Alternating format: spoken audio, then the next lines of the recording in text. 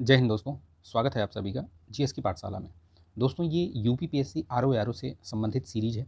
ठीक है, इसका पहला प्रैक्टिस सेट मैं करा चुका हूँ, ये दूसरा है। जीएस का ये सेट है, यूथ कंपटीशन के द्वारा जो ये बुक है उसी का ये प्रैक्टिस सेट है। ठीक है, महत्वपूर्ण महत्वपूर्ण इसमें प्रश्न दिए हुए हैं, इनको ज़रूर हल करिए। आप मेरे साथ साथ हल करिए, आप भी देखिए कि आपकी तैयारी कितनी है, किस तरीके से और कितना अधिक मेहनत आपको करने की आवश्यकता है। अगर आप 80 के आसपास नंबर आ रहा है आपका, ठीक है, तो आपकी तैयारी बेहतर है।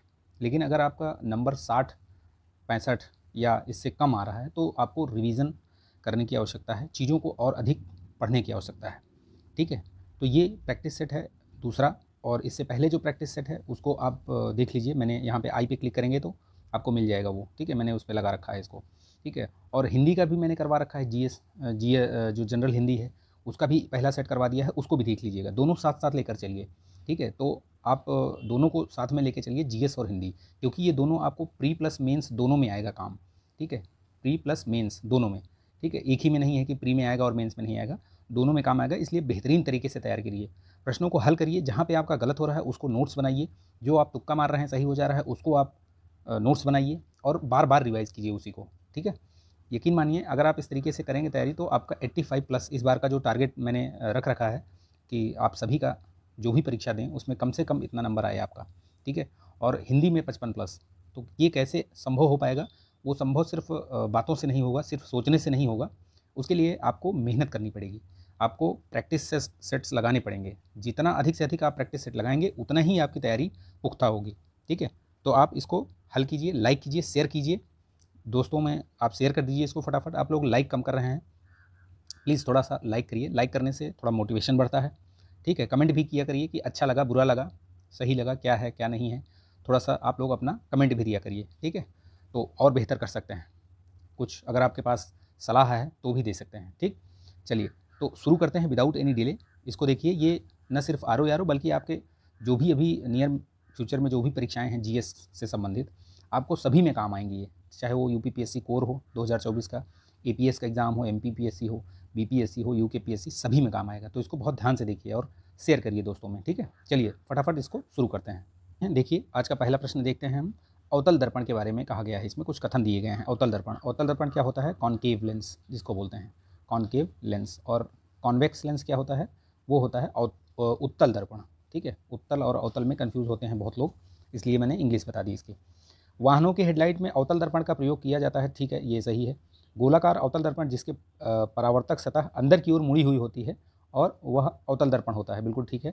जो डेंटिस्ट होते हैं वो भी इसी का इस्तेमाल करते हैं। बिल्कुल ठीक है, ये तीनों कथन अभी तक सही हैं, फर्स्ट सेकंड थर्ड।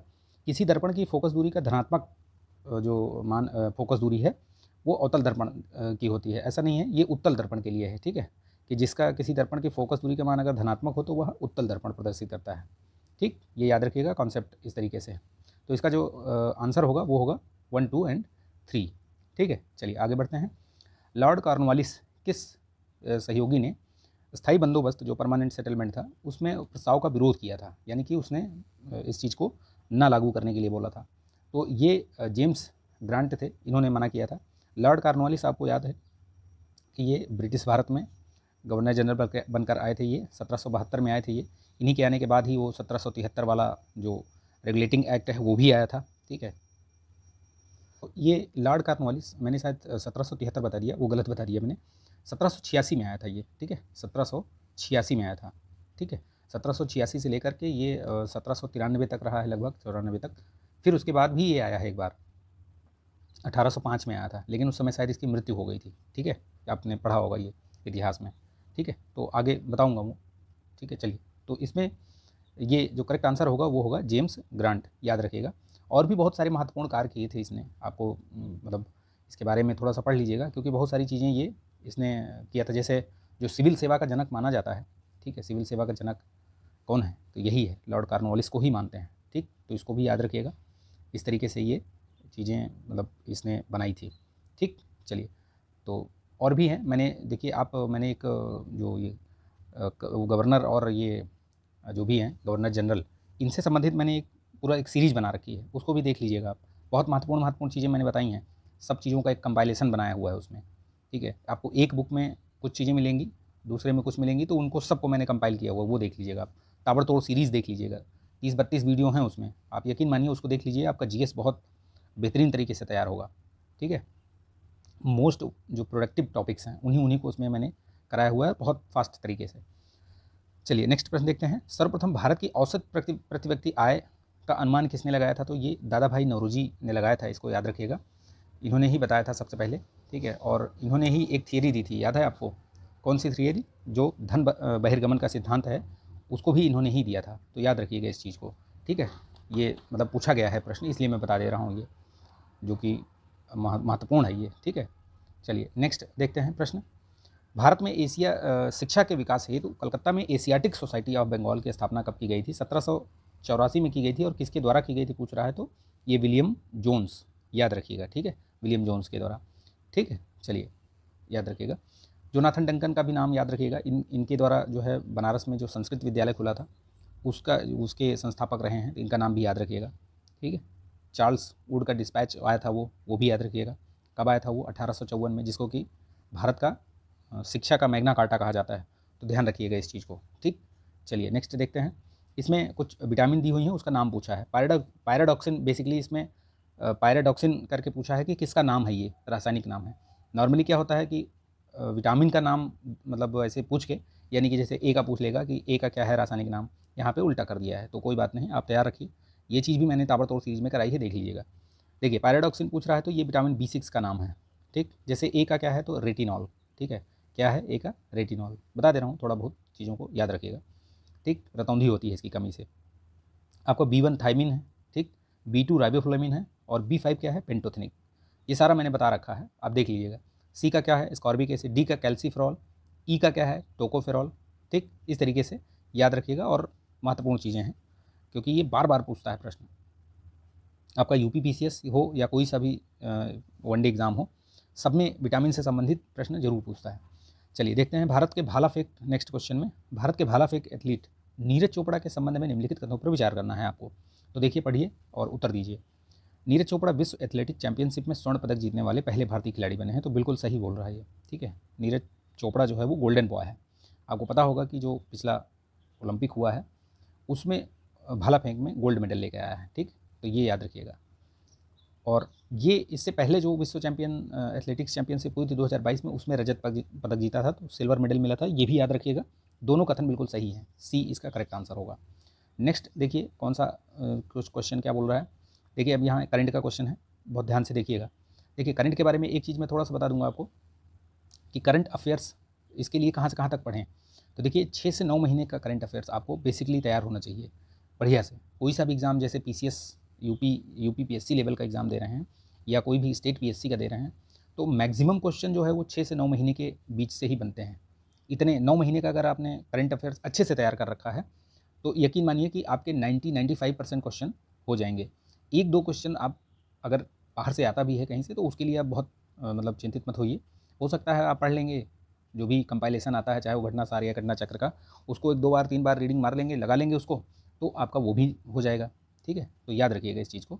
तो 6 से 9 महीने, यानी कि आप मान के चलिए कि जुलाई से आपको, अगर फरवरी में, मैं मान के चलता हूँ कि अगर 4 फरवरी को इसका एग्ज़ाम होगा RO का, तो आप इसको जून जुलाई से तैयार कर लीजिए, बढ़िया से तैयार करिए आप। ठीक है, और इतना बढ़िया से तैयार करिए कि एक भी क्वेश्चन आपका गलत ना हो इसमें से, करंट अफेयर से।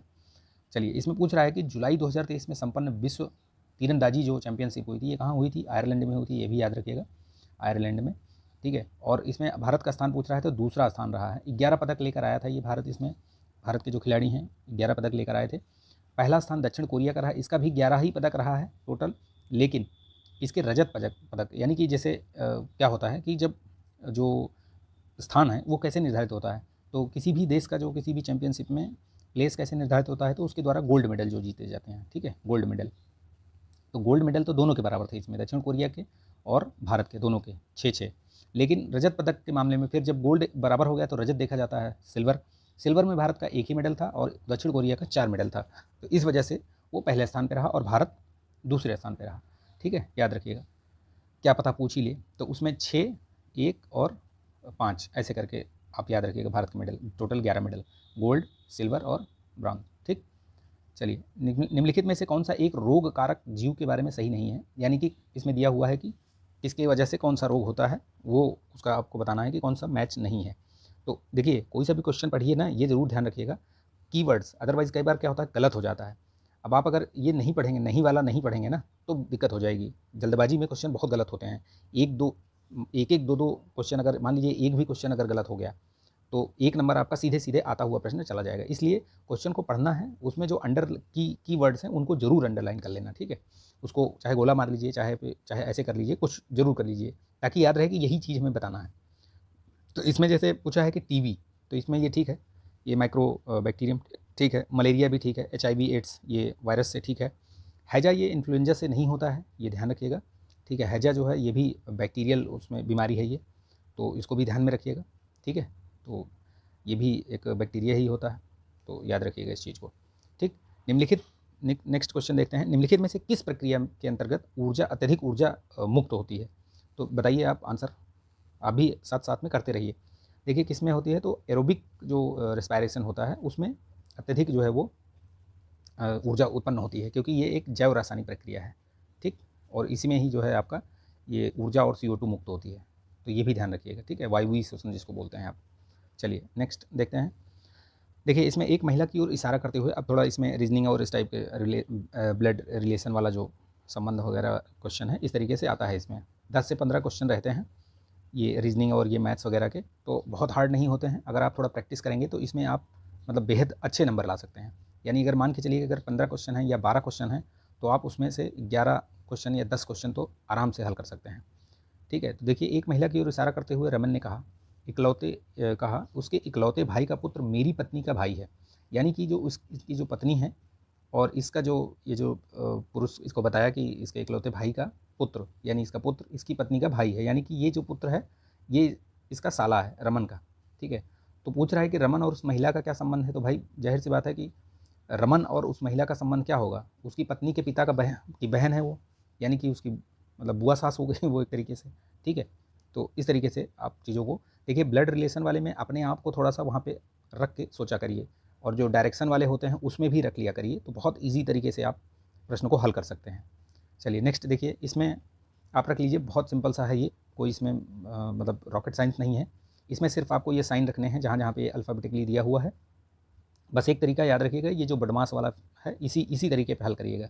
बदमाश का मतलब हुआ कि ब्रैकेट है तो ब्रैकेट पहले, ऑफ है तो ऑफ उसके बाद, फिर डिवीज़न, फिर मल्टीप्लिकेशन, फिर ऐड और फिर सब्सट्रैक्शन, ये जो माइनस वाला है, ठीक? यानी कि सबसे पहला ये, फिर ये, फिर ये, फिर ये, फिर ये, फिर ये, इसी क्रम में आप सॉल्व करेंगे अगर इसको इक्वेशन को, तो आपका जो करेक्ट आंसर है वो 45 आएगा, ठीक? याद रखिएगा कैसे 45 आ जाएगा, देख लीजिएगा हल करके आप। अगर नहीं होगा तो कमेंट में बताइएगा, मैं करके उसमें वो लगा दूंगा एक, ठीक है? देखिए इसमें त्रिभुज काउंट करना है, तो त्रिभुज काउंट कर लीजिए। इसमें सिंपल सा ही है, काउंट करना पड़ेगा। तो 1 2 3 4 5 6 7 8 9, यहाँ पे देखिए ये 10 हो गया, ठीक है? ये 11 हो गया, ये 12 हो गया, और एक ये 13, ठीक है? तो 13 त्रिभुज हैं इसमें, ठीक? एंजियोस्पर्म के प्रजनन अंग कहाँ स्थित होते हैं? जो आवृतबीजी होते हैं, आवृतबीजी, उनके प्रजनन अंग कहाँ होते हैं? तो आपने पुंकेसर वगैरह के बारे में सुना होगा, ठीक है? वो याद रखिए, फूल में होते हैं, ठीक है? ये ध्यान में रखिएगा। प्रोटीन संश्लेषण के लिए पौधों के लिए आवश्यक जो तत्व है वो कौन सा है? तो वो नाइट्रोजन है, ध्यान रखिएगा। इस तरीके से प्रश्न बहुत पूछता है। देखिए हृदय पेशी कोशिकाएं कैसी होती हैं? तो बेलनाकार होती हैं, शाखा युक्त होती हैं और एक नाभिकीय होती हैं, ठीक है? ये 1 2 3 ये फैक्ट एकदम याद रखिएगा। देखिए इसमें सुमेलित करने के लिए पूछा है, आपको बताना है कि कौन किससे संबंधित है, ठीक है? देखिए पहले ये देख लीजिए, फिर आपको ऑप्शन दिखाते हैं। देखिए इसमें बता रहा है कि एक तरफ ये जो भू राजस्व व्यवस्था दी गई है, और एक तरफ आपको दिया गया है इसमें जो उसके मतलब अधिकारी कौन उससे संबंधित रहे हैं या लागू करने में रहे हैं, ठीक? तो ये ध्यान रखिएगा इस चीज़ को, ठीक है? चलिए जैसे देखिए ये जो गोल्ड स्मिथ हैं इसमें, तो अब कुछ चीज़ें इस तरीके के क्वेश्चन में क्या है ना, एलिमिनेशन मेथड लगाया करिए। कैसे? देखिए जैसे अब अगर आपको थोड़ा बहुत आइडिया हो कि जो ये हॉल्ट मैकेंजी हैं, हॉल्ट मैकेंजी या अलेक्जेंडर रीड, इनका नाम अगर आप किसी से कनेक्ट कर पा रहे हो तो पहले उसी को देखिए कि इनको कौन से में रखने से कौन सा आंसर मुझे मिल रहा है, उससे एलिमिनेट कर सकते हैं। जैसे देखिए हॉल्ट मैकेंजी का अगर देखें तो हम महालवाड़ी से इनको लगा सकते हैं, ठीक है? हॉल्ट मैकेंजी महालवाड़ी, और रीड और टॉमस मुनरो आपको याद होगा ये रैयतवाड़ी से। तो अगर इनमें से कुछ भी आप एक कनेक्ट कर पाएँ, जैसे देखिए रीड को अगर रैयतवाड़ी से करेंगे यानी कि D का 2, तो डी का 2 ही लगाएंगे तो आपका करेक्ट आंसर आ जाएगा और आपका आंसर भी मतलब टाइम भी बचेगा और करेक्ट आंसर भी मिल जाएगा आपको। तो यहाँ लगाइए और आगे बढ़ जाइए, ठीक है। बाकी आप देख लीजिए, इसमें ये ऐसे ही होगा। गोल्ड स्मिथ का ये बॉम्बे योजना हो गया, थॉमस ला का ये स्थायी बंदोबस्त, ठीक। तो ये याद रखिएगा इसमें, ठीक है। चलिए नेक्स्ट क्वेश्चन देखते हैं। अंग्रेजी सरकार द्वारा पारित किस अधिनियम को गुलामी का नया चार्टर कहा गया था? तो ये आपका जो भारत शासन अधिनियम 1935 आया था, इसी को नया मतलब दास्ता का नया पत्र, आज्ञा पत्र कहा गया था इसको, ठीक। याद रखिएगा इस चीज़ को। ये इसको बहुत सारे लोगों ने बहुत सारी आलोचना भी की थी इसको, ठीक है, ध्यान रखिएगा। ब्रिटिश भूमि व्यवस्था का पिता किसे कहा जाता है? जो भू राजस्व व्यवस्था है उसका पिता किसे कहा जाता है इसमें से? तो ये याद रखिएगा, जो मार्टिन बर्ड हैं इसमें, इनको ब्रिटिश भूमि व्यवस्था का पिता कहा जाता है। निम्नलिखित कथनों पर विचार करना है। तो देखिए WBC के बारे में, वाइट जो ब्लड कार्पल्स हैं उनके बारे में कुछ इसमें कहा गया है। क्या कहा गया है? तो पूछा है कि कौन सा सत्य नहीं है। अब देखिए, इसको अगर ढंग से नहीं पढ़ेंगे तो गलत हो जाएगा प्रश्न। सत्य पूछा है या सत्य नहीं है पूछा है, ये जरूर ध्यान रखिएगा। WBC की आकृति अमीबीय और वृत्ताकार होती है, तो बिल्कुल सही है। WBC के नाभिक में केंद्रक उपस्थित होता है, बिल्कुल सही होता है, ठीक है। अच्छा, आप बताइएगा कि RBC में केंद्रक होता है कि नहीं होता है, कमेंट कीजिएगा आप, ठीक है। नेक्स्ट क्या है? WBC शरीर में सैनिक के रूप में कार्य करते हैं और रोगाणुओं को मारते हैं, बिल्कुल सही बात है, ठीक। WBC कोशिकाओं का आकार 25 से 30 माइक्रोन मिली माइक्रोन तक होता है इसमें, जो देखिए। तो इसमें पूछा क्या है कि करेक्ट मतलब कौन सा सही नहीं है इसमें, तो यही जो है ये टी वाला है ना, ये 25 से 30 मिली माइक्रोन, यही वाला जो है वो गलत है इसमें, ठीक है। ये 12 से 15 या 10 से 15 इस तरीके से मान के चल सकते हो आप। 10 से 15 मिली माइक्रोन तक होता है, ठीक। देखिए नेक्स्ट क्वेश्चन देखते हैं। बाकी सब सही है, डी वाला गलत है, ठीक है। 10 से 15 मिली माइक्रोन। निम्नलिखित में से कौन सा नीलगिरी जैव मंडल आरक्षित क्षेत्र, नीलगिरी जो जैव मंडल है बायोस्फीयर रिजर्व, उसके वो कहाँ कहाँ किस कौन कौन से उसके अंडर में आते हैं, ठीक है, क्योंकि बहुत बड़ा है वो, 3-4 स्टेट में फैला हुआ है, ठीक। तो ये याद रखिएगा, इसमें जो कौन कौन से आते हैं, तो इसमें ये ऊपरी नीलगिरी पठार भी आता है, साइलेंट वैली भी आता है और सिद्धवानी पहाड़ियाँ भी आती हैं। तो ये उपरोक्त सभी आते हैं इसमें, ठीक है। ये याद रखिएगा। ये कब इसको पहला, ये पता है, नीलगिरी ही आपका ये जो है, नीलगिरी आपका पहला जो बायोस्फीयर रिजर्व है वही बना था ये 1986 में, ठीक। तो ये भी ध्यान रखिएगा, महत्वपूर्ण है, हो सकता है यही पूछ ले, ठीक। तो ये भी ध्यान में रखिएगा आप। निम्नलिखित में से कौन सा नेशनल पार्क पूर्णतया शीतोष्ण अल्पाइन कटिबंध में है? तो ये जो आपकी जो फूलों की घाटी है, जिसको बोलते हैं कि ये जो ये है फूलों की घाटी, ठीक है, फ्लावर वैली, ठीक। ये कहाँ पे है? ये यूके में है, उत्तराखंड में, ठीक है। याद रखिएगा। मानस नेशनल पार्क कहाँ है? आपका असम में है, ठीक। नामदफा कहाँ है? अरुणाचल में है, ठीक है, अरुणाचल में। और ये न्योरा कहाँ है? न्योरा नेशनल घाटी नेशनल पार्क कहाँ है? पश्चिम बंगाल में है, याद रखिएगा। ये कालिम्पोंग है ना, न्योरा, तो ये भी याद रखिएगा, ठीक। बहुत सारी चीज़ें मैं बता रहा हूँ, नहीं पता तो नोट कर लीजिएगा, महत्वपूर्ण चीज़ें हैं ये। देखिए निम्नलिखित युग्मों पर विचार करना है। तो इसमें पूछा है कि कौन सा सही सुमेलित है। तो देखिए दम्पा मिजोरम ठीक है, बिल्कुल। ये गुमटी वाला सिक्किम है क्या, बताइए। सारामती शिखर नागालैंड, ये सारामती शिखर नागालैंड का सर्वोच्च पहाड़ मतलब शिखर है, ये बिल्कुल सही है, ये भी सही है। तो दो तो सही हो गए आपका। ये गुमटी वाला ये सिक्किम में नहीं है भैया, ये त्रिपुरा में है, ठीक है। कहाँ पे है? ये त्रिपुरा में। ये सारे लिस्टिंग विस्टिंग बना के दिया है मैंने, उसी में है सब। जो ताबड़तोड़ वाली सीरीज़ है ना, उसको देखिए आप, पूरी वीडियो सब मिल जाएगा उसमें आपको। तो इसका जो करेक्ट आंसर होगा 1 और 3 होगा, ठीक है, सी। देखिए फिर से इसमें पूछा है कि कौन सा सही सुमेलित नहीं है। तो राष्ट्रीय सरकार संस्थान लखनऊ में है क्या? लखनऊ में नहीं है, ठीक है, ये कानपुर में है। लखनऊ में कौन सा है? गन्ना संस्थान है, ठीक है, गन्ना अनुसंधान संस्थान। लेदर टेक्नोलॉजी पार्क उन्नाव में है, बिल्कुल ठीक है। दलहन वाला ये कानपुर में है और ये वेजिटेबल रिसर्च वाला ये वाराणसी में है। तो पहला वाला गलत हो गया इसमें, वही सुमेलित नहीं है, कानपुर में, याद रखिएगा। BIS का गठन कब हुआ था? तो ये याद रखिएगा, BIS का गठन जो हुआ था ये आपका 1986 में हुआ था। ये स्टैटिक जीके टाइप का है, ये याद कर लीजिएगा इसको, ठीक है। बेसिकली इस तरीके से प्रश्न पूछता है, कई बार आपको मतलब समझ में नहीं आएगा लेकिन ये पूछ लेगा, ठीक है। तो ये चीज़ याद कर लीजिए, लिख डालिए, तो मतलब लिख के याद कर डालिए। भारत में निम्नलिखित में से किसके अंतर्गत पंचायती राज प्रणाली की व्यवस्था की गई है? कहने का मतलब है कि पंचायती राज के बारे में कहाँ पर बताया गया है, ठीक है। तो देखिए मौलिक अधिकार में बताया गया है क्या? बिल्कुल नहीं बताया गया है। राज्य के नीति निर्देशक तत्व में बताया गया है? बिल्कुल बताया गया है। किसमें? तो अनुच्छेद जो 40 है उसी के अंतर्गत तो बताया गया है ये, ठीक है। मौलिक कर्तव्य में भी नहीं है और ये चुनाव आयोग अधिनियम में भी नहीं है। तो याद रखिएगा, मौलिक कर्तव्य के बारे, मौलिक अधिकार के बारे में आपको पता होना चाहिए। भाग याद रखिएगा, इनके बारे में भाग वाग पूछ लेता है, मैचिंग में दे देता है। तो ये जैसे भाग 3 में है, ठीक, भाग 3 में है। अनुच्छेद याद रखिएगा 12 से लेकर 35 तक, मैं बोल दे रहा हूँ, अगर नहीं दिख रहा है लिखा हुआ तो बोल दे रहा हूँ, नोट कर लीजिएगा, 12 से 35 तक, ठीक। और आपके जो राज्य के नीति निदेशक हैं ये किसमें हैं, भाग 4 में आते हैं, इनको याद रखिएगा, भाग 4 में। और आपका जो अनुच्छेद है वो हो गया 36 से लेकर 51 तक, ठीक है, डीपीएसपी भी बोलते हैं इनको। मौलिक कर्तव्य आपके ये किस में आते हैं, भाग 4 का में आते हैं, ये याद रखिएगा, ठीक है, 4 का में, ठीक है। और अनुच्छेद कौन सा है, 51 का, ये याद रखिएगा। मैं इसलिए बता रहा हूँ क्योंकि ये सब पूछे गए प्रश्न हैं मैचिंग में, चाहे वो यूपी पीसीएस में हो चाहे आरओआरओ में, कहीं ना कहीं ये सब पूछे गए हैं।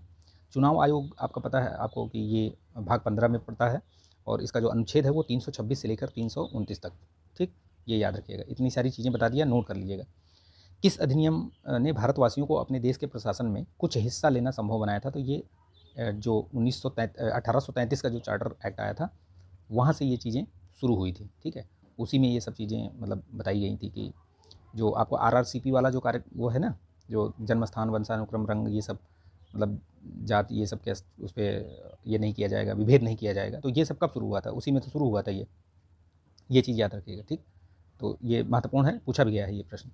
ब्रिटिश संसद के किस अधिनियम में भारत में व्यापार पर ईस्ट इंडिया कंपनी का जो एकाधिकार था वो समाप्त हो गया, तो ये जो 1813 में आपको पता है, पढ़ा होगा आपने, नहीं पढ़ा तो आप देख लीजिए, मैंने वो सारा सब कुछ बताया हुआ है उसमें ताबड़तोड़ वाले में। और एक जो प्लेलिस्ट चैनल पे जाइए, प्लेलिस्ट देखिए, प्लेलिस्ट में देखिए जो मैंने पॉलिटी वाला पूरा सेक्शन कराया हुआ है, पॉलिटी बहुत बेहतरीन तरीके से मैंने बताया है, ठीक है, उसको पढ़ लीजिए। सारे उसमें आपको महत्वपूर्ण जो आर्टिकल हैं, अनुसूचियाँ और ये सारी चीज़ें, ये सब जो एक्ट वैक्ट हैं, ये सब मैंने उसमें क्लियर किया हुआ है, देख लीजिए आप। उसकी भी दे दूँगा मैं, उस पर आई पे क्लिक कीजिएगा यहाँ पे, तो आपको मिल जाएगा वो, ठीक। चलिए, तो ये याद रखिएगा 1813 में जो है आपका ये जो मोनोपोली है वो समाप्त कर दिया गया था, यहीं 1813 में ही, याद रखिएगा। और बहुत सारी चीज़ें हुई थी, और क्या क्या हुआ था, जैसे कि इसमें आपको पता होगा कि यहीं पे 1 लाख रुपए का प्रावधान किया गया था कि भारतीय शिक्षा पर ये खर्च किया जाएगा। हालांकि ये उस समय खर्च नहीं हुआ था, लेकिन फिर भी प्रावधान शुरू किया गया था, तो ये भी याद रखिएगा, ठीक। शुष्क हवा में मीथेन की मात्रा कितनी होती है, तो ये याद रखिएगा, शुष्क हवा में जो मीथेन की मात्रा होती है वो होती है लगभग 0.0002 के आसपास होती है, ये अप्रॉक्सीमेटली ऐसे दिया हुआ है, तो ये याद रखिएगा ए, ठीक है। सबसे ज़्यादा कौन सी होती है, तो नाइट्रोजन होती है, ठीक है, फिर ऑक्सीजन होती है, ठीक है, उसके बाद आपकी ऑर्गन आती है, आर्गन, ठीक है, ऑर्गन के बाद आपका CO2 आती है। ये सब ऐसे सीरीज़ मतलब वो क्रम है, क्रम याद रखिएगा। नियॉन, कार्बन डाइऑक्साइड के बाद नियॉन आती है, नियॉन के बाद हीलियम आती है, तो ये भी याद रखिएगा, ठीक, ठीक है। चलिए आगे बढ़ते हैं। चलिए देखिए, इसमें निम्न में से शुष्क हवा में कौन सी गैस की मात्रा सर्वाधिक है, तो देखिए कौन सी मात्रा ये सर्वाधिक है, तो अगर आप इस तरीके से देखेंगे तो आर्गन जो है वो इनमें से, ठीक है, ये जो ऑप्शन दिए हुए हैं इनमें से सबसे ज़्यादा ऑर्गन होती है, ठीक है। उसके बाद अभी मैंने क्रम बताया था ना आपको, ऑर्गन, CO2, नियॉन, हीलियम, फिर मीथेन, मीथेन सबसे लास्ट में होती है, ठीक, ये भी याद रखिएगा। चलिए नेक्स्ट देखिए, फिर सूची वाला आ गया, इसमें असत्य ढूंढना है कि कौन सा गलत मैच्ड है। तो देखिए नागरहोल आपका कर्नाटक में है, बिल्कुल सही है। बेतला आपका झारखंड में पड़ता है, इंद्रावती छत्तीसगढ़ में, दांडेली, दांडेली उत्तराखंड में नहीं है भैया, दांडेली आप बताइए कमेंट करके कहाँ है, ये भी कर्नाटक में ही है, ठीक, ये याद रखिएगा, ये भी कहाँ है, कर्नाटक में, दांडेली, ठीक है। मैंने करवा रखा है सब ताबड़तोड़ में, देखिए आप। सरिस्का और रणथंभौर निम्नलिखित में से किन जानवरों के लिए संरक्षित हैं, तो ये बाघ के लिए हैं। चलिए कमेंट में बताइए आप कि अभी जो है भारत में कितने, अच्छा ये शायद पिछले मैंने पूछ लिया था, तो लेटेस्ट कौन बना है उसका नाम बताइए कि जो टाइगर रिजर्व बना है लेटेस्ट, लेटेस्ट जो टाइगर रिजर्व है, दो दो क्वेश्चन बताइएगा आप। एक तो ये लेटेस्ट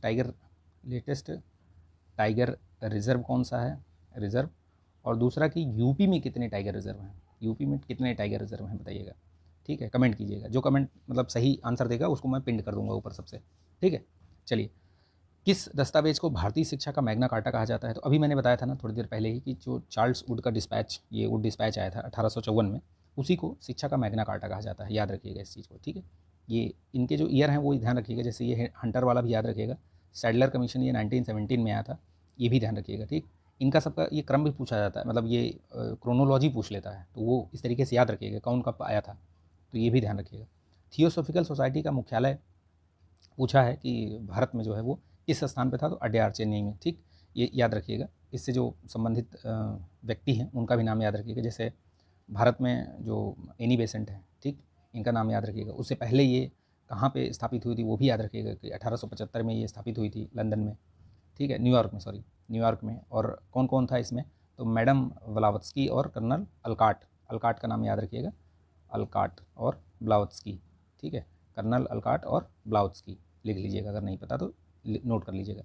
ठीक, चलिए नेक्स्ट देखते हैं। भारत छोड़ो आंदोलन के समय निम्नलिखित में से किन स्थानों में पर समानांतर सरकार का गठन नहीं किया गया था। देखिए अगर ढंग से नहीं पढ़ेंगे ना तो ये जो नहीं वाला चीज़ है वो छूट जाएगा और आप एक में कहीं टेक मार के भाग आगे चले जाएंगे। इसीलिए बोलते हैं कि ढंग से पढ़िए उसको, नहीं तो गलत हो जाएगा प्रश्न। तो इसमें देखिए सतारा में हुआ था, बिल्कुल हुआ था महाराष्ट्र में, तामलुक बिल्कुल हुआ था, ठीक है, बंगाल में, और ये बलिया में यूपी में। ठीक, तो याद रखिएगा चित्तू पांडे बलिया। ये तामलुक में जो सरकार स्थापित हुई थी उसको क्या कहा गया था, तो उसको जातीय सरकार कहा गया था, तो ये भी याद रखिएगा। ठीक, महान हिमालय या आंतरिक हिमालय के बारे में नीचे दिए गए कथन, मैंने पिछले वाले उसमें बताया भी था कि हिमालय 3 उसमें है। ठीक है, महान हिमालय हो गया, फिर हिमाचल हो गया या मध्य हिमालय बोलते हैं उसको, फिर एक शिवालिक की श्रेणी है, ठीक है, जो सबसे नीचे है, तो ये भी याद रखिएगा। तो ये पूछ किसके बारे में रहा है, वही आंतरिक हिमालय के बारे में, महान ईथर वाले के बारे में बात कर रहा है ये। ठीक है, सबसे जो ग्रेट हिमालय जिसको बोलते हैं उसी के बारे में बात कर रहा है। तो बोल रहा है कि हिमालय पर्वत श्रृंखलाओं में यह सबसे अधिक सतत श्रृंखला है, तो ठीक है, बिल्कुल ठीक है, सतत श्रृंखला है ये। ठीक, हिमालय के इस भाग की क्रूड ग्रेनाइट से बनी हुई है, तो ये भी ठीक है, ग्रेनाइट से बनी हुई है। इस श्रृंखला में गर्मी के कुछ महीनों में बर्फ़ पूरी तरह पिघल जाती है, तो बिल्कुल गलत है ये। कहीं आपने सुना है, अभी तक तो नहीं हुआ है, लेकिन ग्लोबल वार्मिंग ऐसे बढ़ती रही तो शायद कभी ऐसा भी टाइम आ जाएगा कि बर्फ़ सब खत्म हो जाएगी और मानव जो है अपनी जो इस अंधाधुंध विकास की दौड़ में लगा हुआ है उसको अपने अस्तित्व से भी हाथ धोना पड़ सकता है। इसलिए ग्लोबल वार्मिंग, पर्यावरण को बचाना बहुत ज़रूरी है। ठीक है, ये आपको हमेशा याद रखना पड़ेगा। ठीक, तो इसमें जो करेक्ट आंसर है वो 1 और 2 है। गंगा के मैदान का जो विस्तार है वो आपका घग्घर और तीस्ता नदी के बीच में। ठीक है, अब इसमें जो कथन सत्य पूछा है, कथन थोड़ा छोटा कर लेते हैं तो इसके ऑप्शन भी आपको दिखते रहें। कमेंट कीजिए, मतलब कमेंट इन द सेंस आप भी साथ साथ में वीडियो को पॉज करके आप उत्तर पहले दे लिया करिए, फिर आप अपने हिसाब से बताइएगा लास्ट में कि कितने आपके सही हो रहे हैं। ठीक है, चलिए नेक्स्ट देखिए इसमें क्या बोल रहा है कि गंगा के मैदान उत्तरी भाग में राज्यों में हरियाणा, दिल्ली, उत्तर प्रदेश, बिहार, झारखंड के कुछ भाग तथा पश्चिम बंगाल में भी फैले हैं, तो बिल्कुल सही है, ये सारे ही सही हैं। ठीक है, इसका जो करेक्ट आंसर होगा कौन सा होगा, वो डी होगा। ठीक है, दोनों कथन सही हैं इसके। निम्नलिखित में से कौन से कथन पश्चिमी घाट के बारे में सही है। पश्चिमी घाट, वेस्टर्न घाट, देखिए जैसे ये अपना इंडिया है, ठीक है, तो ये वाला जो घाट है वो पश्चिमी घाट कहलाता है। ठीक, और इधर वाला घाट कहलाता है पूर्वी घाट। ठीक है, याद रखिएगा, पिछले वाले में मैंने बताया था ये सब चीज़ें। ठीक है, कोंकण और ये मालाबार तट, इधर फिर आपका जो कोरोमंडल तट हो गया, फिर इधर उत्तरी सरकार है ना, इस तरह के उत्कल तट, ये सारी चीज़ मैंने बताई हैं उसमें पिछले वाले वीडियो में। ठीक, देख लीजिएगा पिछले वाले, लाइक कर दीजिए यार, लाइक करिए, शेयर करिए इसको। ठीक है, दोस्तों में अपने शेयर कर दीजिए। पश्चिमी घाट की ऊंचाई उत्तर से दक्षिण की ओर घटती है, तो ये गलत दिया हुआ है, उत्तर से दक्षिण की ओर घटती नहीं भैया, बढ़ती है। क्योंकि आप देखिए लॉजिक लगाइए कैसे मैं बोल रहा हूँ, तो जब आप देखेंगे कि पश्चिमी घाट में आपकी जो हाईएस्ट जो पीक है वो किधर है, इधर ही आपका पड़ता है। ठीक है, केरल और इधर। ठीक है, तो इसलिए इधर अब जब आएंगे तभी हाइट तो बढ़ेगी, तभी तो आपको वो मिलेगा। तो थोड़ा सा लॉजिक लगाइए, याद मतलब बहुत ज़्यादा नहीं, लेकिन समझिए, थोड़ा समझने की कोशिश करिए। पश्चिमी घाट सतत है, इसलिए उन्हें दर्रों के द्वारा ही पार किया जा सकता है, तो ठीक है, ये कथन ठीक है। तो इसमें जो सही है वो केवल 2 है, पहला वाला गलत है, बढ़ती है घटती नहीं है। प्रवाल के संबंध में कुछ चीज़ें दी गई हैं, देख लीजिए, पढ़िए इसमें। तो प्रवाल जो है वो पॉलिप्स, कम समय तक जीवित रहने वाले सूक्ष्म प्राणी हैं जो कि समूह में रहते हैं। ठीक है, इनका विकास छिछले तथा गर्म जल में होता है, तो ये भी सही है, कैल्शियम कार्बोनेट का स्राव होता है। ठीक है, ऑस्ट्रेलिया का जो ग्रेट बैरियर रीफ है वो प्रवाल रोधिका का अच्छा उदाहरण है, तो बिल्कुल ठीक है, ये तीनों कथन इसमें सही हैं ये। और ये चौथा क्या बोल रहा है कि जो प्रवाल वलय द्वीप हैं गोलाकार हॉर्स शू आकार वाले रोधिका होते हैं ये। ठीक है, तो ये भी मतलब सही है, ये चारों कथन इसके एकदम परफेक्ट हैं। ठीक है, याद रखिएगा इस चीज़ को, ऐसे कि एज इट इज़ आप याद कर लीजिएगा इनको। देखिए प्राकृतिक गैस, अब इसमें कथन और कारण वाले इस तरीके से प्रश्न बहुत पूछता है, 4-5 प्रश्न तो आपको मिलेंगे मिनिमम, ज़्यादा मिल जाए तो कोई दिक्कत वाली बात नहीं। देखिए इसमें प्राकृतिक गैस को पर्यावरण अनुकूल माना जाता है, तो ठीक है, माना जाता है। इसमें कार्बन डाइऑक्साइड का उत्सर्जन कम होता है, तो ये बिल्कुल इसका कथन और कारण बिल्कुल सही है, इसी की वजह से इसका ये कारण भी है कि उसको पर्यावरण अनुकूल माना जाता है। ठीक है, याद रखिएगा इस चीज़ को। चलिए नेक्स्ट क्वेश्चन देखते हैं। निम्नलिखित में से भारत का अक्षांशीय विस्तार कितना है। तो देखिए अक्षांशीय विस्तार आपका ये 84 8 पॉइंट मतलब 8 डिग्री और 4 मिनट उत्तर से लेकर के 37 डिग्री 6 मिनट उत्तर तक, ये अक्षांशीय इसका विस्तार है। ध्यान रखिएगा, ठीक है, यही चीज़ें ऐसे आपको याद रखनी है। ठीक है, मोबाइल नंबर के हिसाब से याद रखिएगा इसको। ठीक, चलिए नेक्स्ट देखते हैं इसको।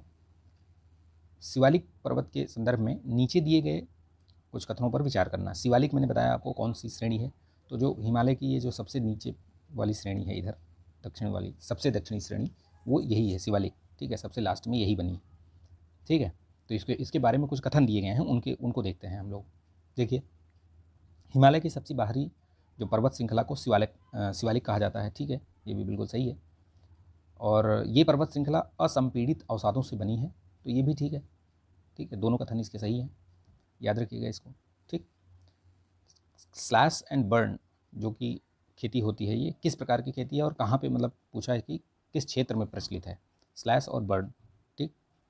ये खेती कहाँ होती है, तो मध्य और पूर्वी भारत में होती है, ठीक है, याद रखिएगा। ये इस तरीके से मैचिंग वाले प्रश्न बहुत पूछ लेता है ये, तो ये भी ध्यान रखिएगा। जिसको झूम खेती कह सकते हो आप, है ना, झूम या स्थानांतरित खेती कृषि भी कहते हैं इसको। निम्नलिखित में से किसका सुमेलन सही नहीं है? देखिए, इसमें से कौन सा, ये जो धाराएं दी हुई हैं, इनके धाराओं के बारे में मैंने पूरा बताया हुआ है, उसमें वीडियो देख लीजिएगा आप। ब्राज़ील धारा जो है, ये पूछा है कि कहाँ पे, मतलब इसमें सुमेलित कौन सा कहाँ पे चलती है, कहाँ पे है वो। तो देखिए, इसमें से ये ब्राज़ील, ये दक्षिण अटलांटिक में है, ठीक है, बिल्कुल सही है। गल्फ स्ट्रीम भी ठीक है, उत्तरी अटलांटिक। अग्लुहास धारा ये हिंद महासागर में है, बिल्कुल सही है। ब्राज़ील धारा ये जो हम्बोल्ट वाली है, ये उत्तरी प्रशांत ना होकर ये दक्षिणी प्रशांत होती, ठीक। ये चीज़ ध्यान रखिएगा ये, ठीक है।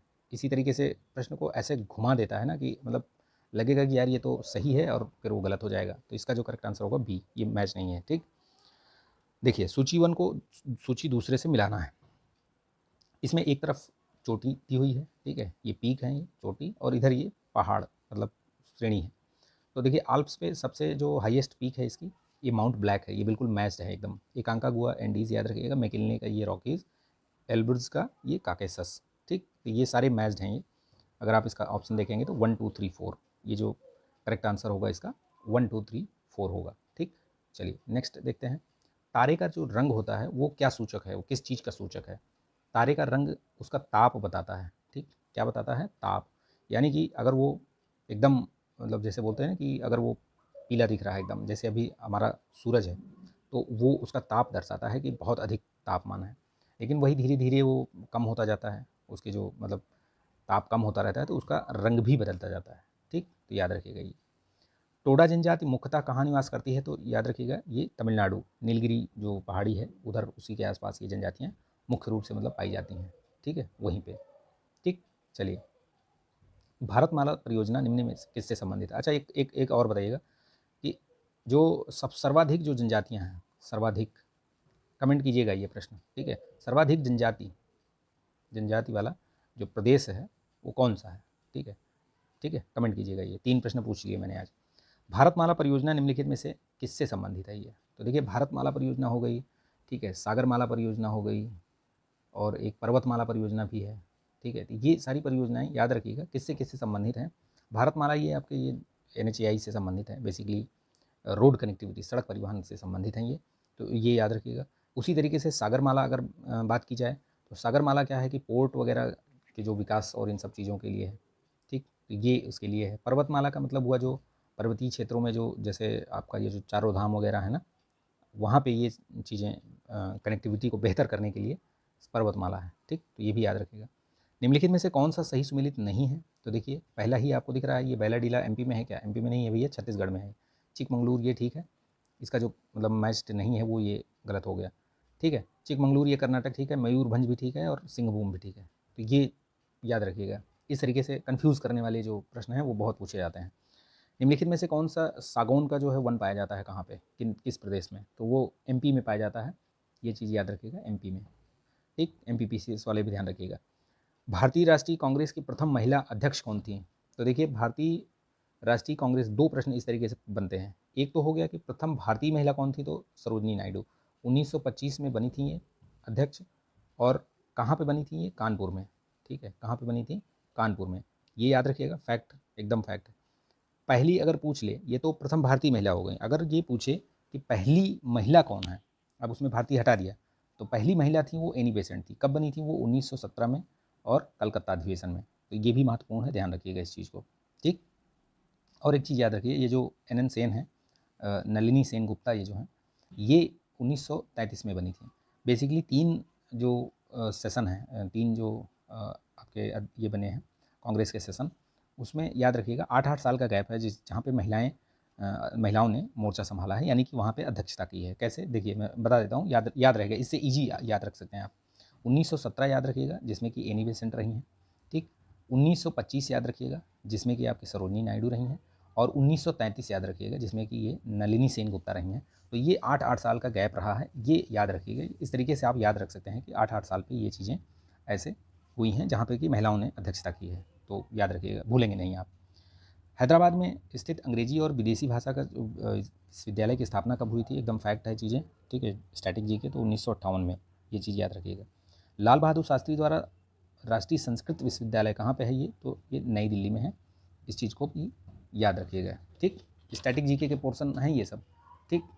तो ये भी याद रखिएगा, ये 1962 में बना था, क्या पता मैचिंग में पूछ ले, ठीक है। निम्नलिखित में से कौन सा शहर प्रतिष्ठित कुंभ मेला के लिए प्रसिद्ध है, तो देखिए इसमें जो कुंभ मेला है वो प्रयागराज में लगेगा। अभी 2000 मतलब लगता है, प्रयागराज में 2025 में अभी लगेगा, ठीक, याद रखिएगा। इसके अलावा भी कहाँ कहाँ लगता है, तो नासिक में लगता है, उज्जैन में लगता है, ठीक है, आपका हरिद्वार में लगता है। तो ये 4 जगह जो है आपके कुंभ मेले का आयोजन होता है।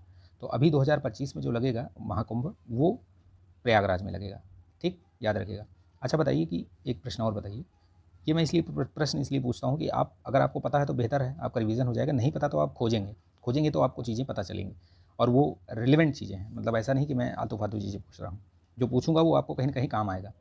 बताइए, यूपी गवर्नमेंट ने ये कुंभ के लिए 2025 में जो होगा, उसके लिए बेसिकली 2023-24 का जो बजट आया था उसमें कितने रुपए अलॉट किए हैं, ठीक है, बजट का आवंटन जो किया है 2023-24 के बजट में कितना किया है वो बताइएगा कमेंट करके, ठीक है। ब्रिटिश भारत में, नेक्स्ट क्वेश्चन देखते हैं।